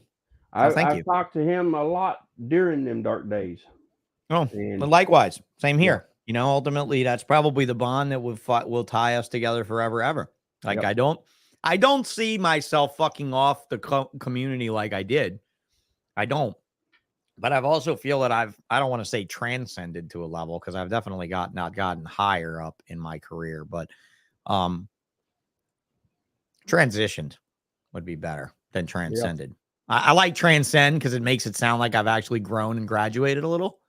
I like the feel of the word there, but I don't want somebody with another podcast to say that I've transcended and now I'm talking like that I'm gonna grow wings and float or glow, or I don't want to give anybody any ammunition, which, by the way, speaking of ammunition, I'll just leave that here, you guys. For the last 28 of you that are here in the chat, I have something very special to announce that I was just given album art on like 5 minutes ago. It should be very interesting to see this podcast that's coming up on, I believe it's on the Trap Talk podcast, number 284, Trap Talk this Friday. Who is Sean Bradley? This will be interesting. I don't know what to do here. Like I've been told by a certain very tan son of Ren, very tan, extremely tan, tattooed, but no need for sunblock tan, that it's a genuine offer and it will be a genuine show. I do hope that is the truth. I will say that you must give me the like and the subscribe on this channel if you're going to go watch that shit on his. So if you're going to go watch Trap Talk with me, you better come to this channel and at least have hit the like and the subscribe button at least once. Even if you hit unsubscribe afterwards, which many of you might do. I don't really know, because you just want to. Mom will be there to have you back. Well, I don't really need you in my corner, to be honest. I'd rather probably go it alone, without a chaperone. But I've made it clear that I don't want any ambushes. I don't want any surprise guests. I don't want any friendly nothing. Just me and MJ, because I do appreciate what he's done. I'm going to post this, but I'm not going to read what he says. I'm going to let y'all read what he says, and I'm not going to read what he says. So that's fine, but it's all good. I hope you guys, I'll watch, but I can't talk in that chat. Yeah, I feel you there, bro. You can't talk in that chat. You won't talk in that chat, or you can talk in that chat. That's one of those like won't versus can't situations where who knows. I do like MJ a lot. We did have a little bit of a rocky start to our podcast brotherhood, I should say. Yeah, Will, I knew you were banned, but I did appreciate what you wrote that day after that smash on the podcasters, that you really stood out. You really stepped up for the people that you liked and that you respected and stuff, and I respect that. Even if you were doing it against, which you were doing it for me, so I'm not really I'm not going to just discount it there, but even if you were doing it against me, I would have still been like, awesome, bro, like word to your mother for you speaking up and telling us how you feel. But I absolutely am looking forward to MJ's show, because I do like his energy. It does remind me a lot of kind of where I was in things in some ways. I hope it doesn't go too heated, because I'm going to try not to, like, I don't know. I'm going to try not to be on the offensive, right? Or on the defensive. I don't really know. Just be yourself. That's it. Have you met me? Have you met me, motherfucker? Have you met me? I mean, Ton loves me, but Ton and I have spent I've spent like 3 hours together in our collective. No, we've spent a lot more time than that. But I mean, I don't know. Like, there's some of you that love me that I'm like, you guys just haven't been around long enough yet. Like, that's all. Like, I can't really say, oh, they really love me because they see me who I really am. No, it's just like they just haven't been around long enough, or maybe they're blind, or Earl might have just given up some hearing to grow the beard out that long. I don't really know. I don't really know what gives me gives me the thing, but thanks a lot, Earl. I agree with you that. You're my kid. Well, thank you. And that will never change. I appreciate that. And Ronald, thank you. Go tune in and watch it. Should be interesting. The only thing I'm not looking forward to is he's going to talk about all the old shit. And it's like, really? It happened. It happened. It made you who you are today. It's fine. Yeah, it did. It did. Yeah, it did. I remember you calling me right before you started this again. Yeah. And you asked me my feelings on it. And I told you, I said, dude, do what you. And this is you, man. Thank you. This is what you do. Thank you. I do enjoy it. Yeah. I do enjoy it. I was looking forward. I'm sorry that I was a few minutes late coming in here, but I was looking forward to talking to you both tonight, because I'm not going to lie to you. I'm going to go up and I'm going to work on that apartment a little bit more tonight. Not much more, because I'm tired. And I'm going to go home and I'm going to spend tomorrow and Sunday with my little girl. And I'm going to think about family, and I'm going to think about what I love in my life, and I'm going to think about what's important to me. I'm not going to think about all the ball pythons I'm not hatching. I'm not going to think about all the shows I've missed in the last 4 years. I'm not going to think about the 250 grand I smoked living out my first dream as my second dream / nightmare. I'm not going to think about any of that. I'm only going to think about you guys and my family and the things I'm thankful for and the people in this business that I appreciate and the motherfuckers on this channel that haven't been on here yet, like Ton. Wait, let's go Ton. Kevin McCurley right after the new year. Ian Niadowski from Outback Reptiles right after the new year. Like fucking just gonna lay down guest after guest after guest. I'm gonna tell you guys, I'm gonna keep bringing it, and even if it never makes me more than it's making me right now, I'm gonna do it, and I'm gonna keep doing it. I just don't know who I'm gonna have on Tuesday. So if anybody has an off-topic Tuesday guest, let me know. It's like when I take vacation here in this next couple of weeks, we need to take a road trip down there because Pawpaw here needs a crawfish boil. Oh, well, it's the wrong time of the year for really a Yes, good it is. crawfish boil. Yeah, you Way need to wrong wait a time of bit. year. Yeah, it's way the wrong time of year. You want to come in like April, May, around in there. But yeah, there's always good food here. In May, We'll be in the UK in May. Not having good food, that's for sure. No. Having some sideways fucking meals, that's for sure. But hey, bro, you'll at least know people there, right? And how awesome is it to be in a hobby where you could go to another country and sound like a Texas shit kicker and have people actually respect you, right? Well, I've I mean, never come been on. out of the country. But here's the thing. But I'm saying you will, and people will know you. There's a show over there that's invite only. And Yeah. And we were invited to go over in May for this new show. So it's kind of cool. See, I'm all down with the invite only show. I want to stand on the sidewalk and just yell, "The Brits are coming, the Brits are coming," and see what happens. You would not be the first Mick motherfucker to go and do that either. So don't worry about it. All right. Don't worry about it at all. Live crawfish price today at the shop. Conan's Moho is an authority because he is in the spot where we would go to get most of our seafood from down where I am. He's in the Chalmette area outside of New Orleans. Live crawfish price today at the shop was $6.30. See, he likes all that spicy stuff. I don't. Lord. Well, no, you don't have to make crawfish spicy. Crawfish don't have to be spicy. Okay. I don't eat spicy food, Red. I don't eat spicy You're food. from Louisiana. Mm-hmm. I tell him, because I drink the chicory coffee, the Cafe Des Moines coffee. And I told him I need some beignets for this, and he turns around, look, what the fuck do you need a bidet for? I said, I didn't say a bidet. I said a beignet. He doesn't know what a beignet was. Country's country, bro. Country's country. That's right. And if you got a fryer and can make a funnel cake, all you got to do is make the batter more floury, more doughy, and cut it into squares. And instead of pouring it through a funnel, you just drop the squares in the fucking oil. It's just like a sopapilla with powdered sugar. The same exact dough process as a funnel cake. It's just not liquid enough to pour it through a fucking funnel. It's a dough. That's it. That is it. That is all. It is easy to make. My daughter eats. My mom will bring my daughter to get beignets when they're together, but her and I never go together. But about every winter, about like right now, when I can fry something and that's the only fucking thing I can cook outside is when I can heat up a fucking deep fryer. Because dude, I was going to smoke a brisket for Christmas Day. I'm not going to get my smoker to work well at all in this temperature. It is not going to work well. So I'm going to completely reframe my Christmas meals because we don't eat traditional Christmas crap.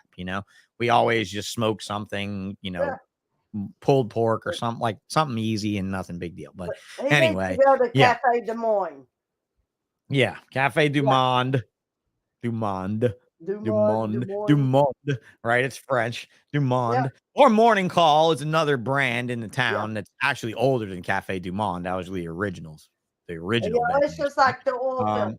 They pronounce it's spelled total, but because it's French owned, it's pronounced Total. It's Total. There you go. Total.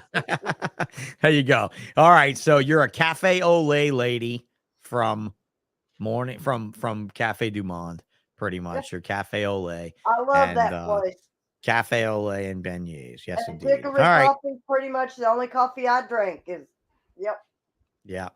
I'm with you, Earl. Country's country. I love it. All right, guys. Well, yeah, hang tight for just a minute for me, folks. Okay. Let me round this out for these monkeys and we'll get along. All right. Well, good night, guys. I loved having you on. Thank you. Thank All right. you. Thank you. Yes, indeed. Thank you. All right. All right. Well, there it is. We had to get talking about that whole thing. I love coffee, says sexing and flexing lives, right? Because that's all part of that whole thing. I had to get up in the morning and do that coffee show, huh? I guess I got to do that one of these days when I'm living out here and I can wake up early in the morning and just roll my ass right down in the studio in my pajamas and do some shit. And maybe I'll take up coffee drinking because I still don't drink that shit. Well, all right, guys, look, it's fucking colder than a witch's titty and a brass bra outside. And I'm going to have to climb in my car with my wheelchair and transfer in the cold and all that after I go upstairs and do a little more work. So thank you very much for coming and checking out my family fun evening with these folks on the eve of Christmas. Thank you very much to the Joneses, Earl and Ren, for coming on the Bullshit podcast, for being another brave soul that knows I'm not going to lose my shit on an episode. Are they still doing that? Or like, I wonder if this is going to be the episode where he loses his shit on it. Oh, I wonder. We've been waiting for 33 episodes. I know it's coming soon. It's got to be coming soon. No, it's not coming soon because this is a training exercise for my big boy podcasting career that I want to do one day. Maybe never, but I'd love to help out the handicapped people of the world or people that don't have motivation enough to make a risk and get out there and risk it, because risk equals reward and scared money don't make money. And so after that, I am off tonight. I'm seeing you laters. I hope you're good. I hope you stay warm. I hope you have a wonderful Christmas. I am very scared about Christmas with this cold. Going through this whole entire week with this cold and everything is an absolute scary time, right? We've all lost. We've all seen our brothers and sisters lose in the Dallas-Fort Worth area a few years ago, lose big time. Keep each other warm, keep each other strong, get your snakes in the spots where you can keep them healthy, and if your brother's in need and you can get in there to them and help them with heat or with power or anything, please do, because losing stuff sucks. I'm nervous enough with this building sitting at 74, but at least it's at 74. So I'm probably going to leave the lights on and everything and put as much heat in this sucker as I possibly can just to be sure that we make it through the night. So, all right, guys, y'all take it easy. Stay warm. And if I have a show on Tuesday, then Tuesday. If not, head over to MJ's Trap Talk Radio and book in for Thursday night at, I don't even know what time it is on Thursday. I have to go and check, but I'll go and check and we will see what we can see on the Trap Talk Radio show, because I would love to, I don't know. I would love to just get my side on his audience, because I'd love to see some of them come over here and learn something from Off Topic Tuesdays. Not that he's not teaching valuable things with his interview techniques.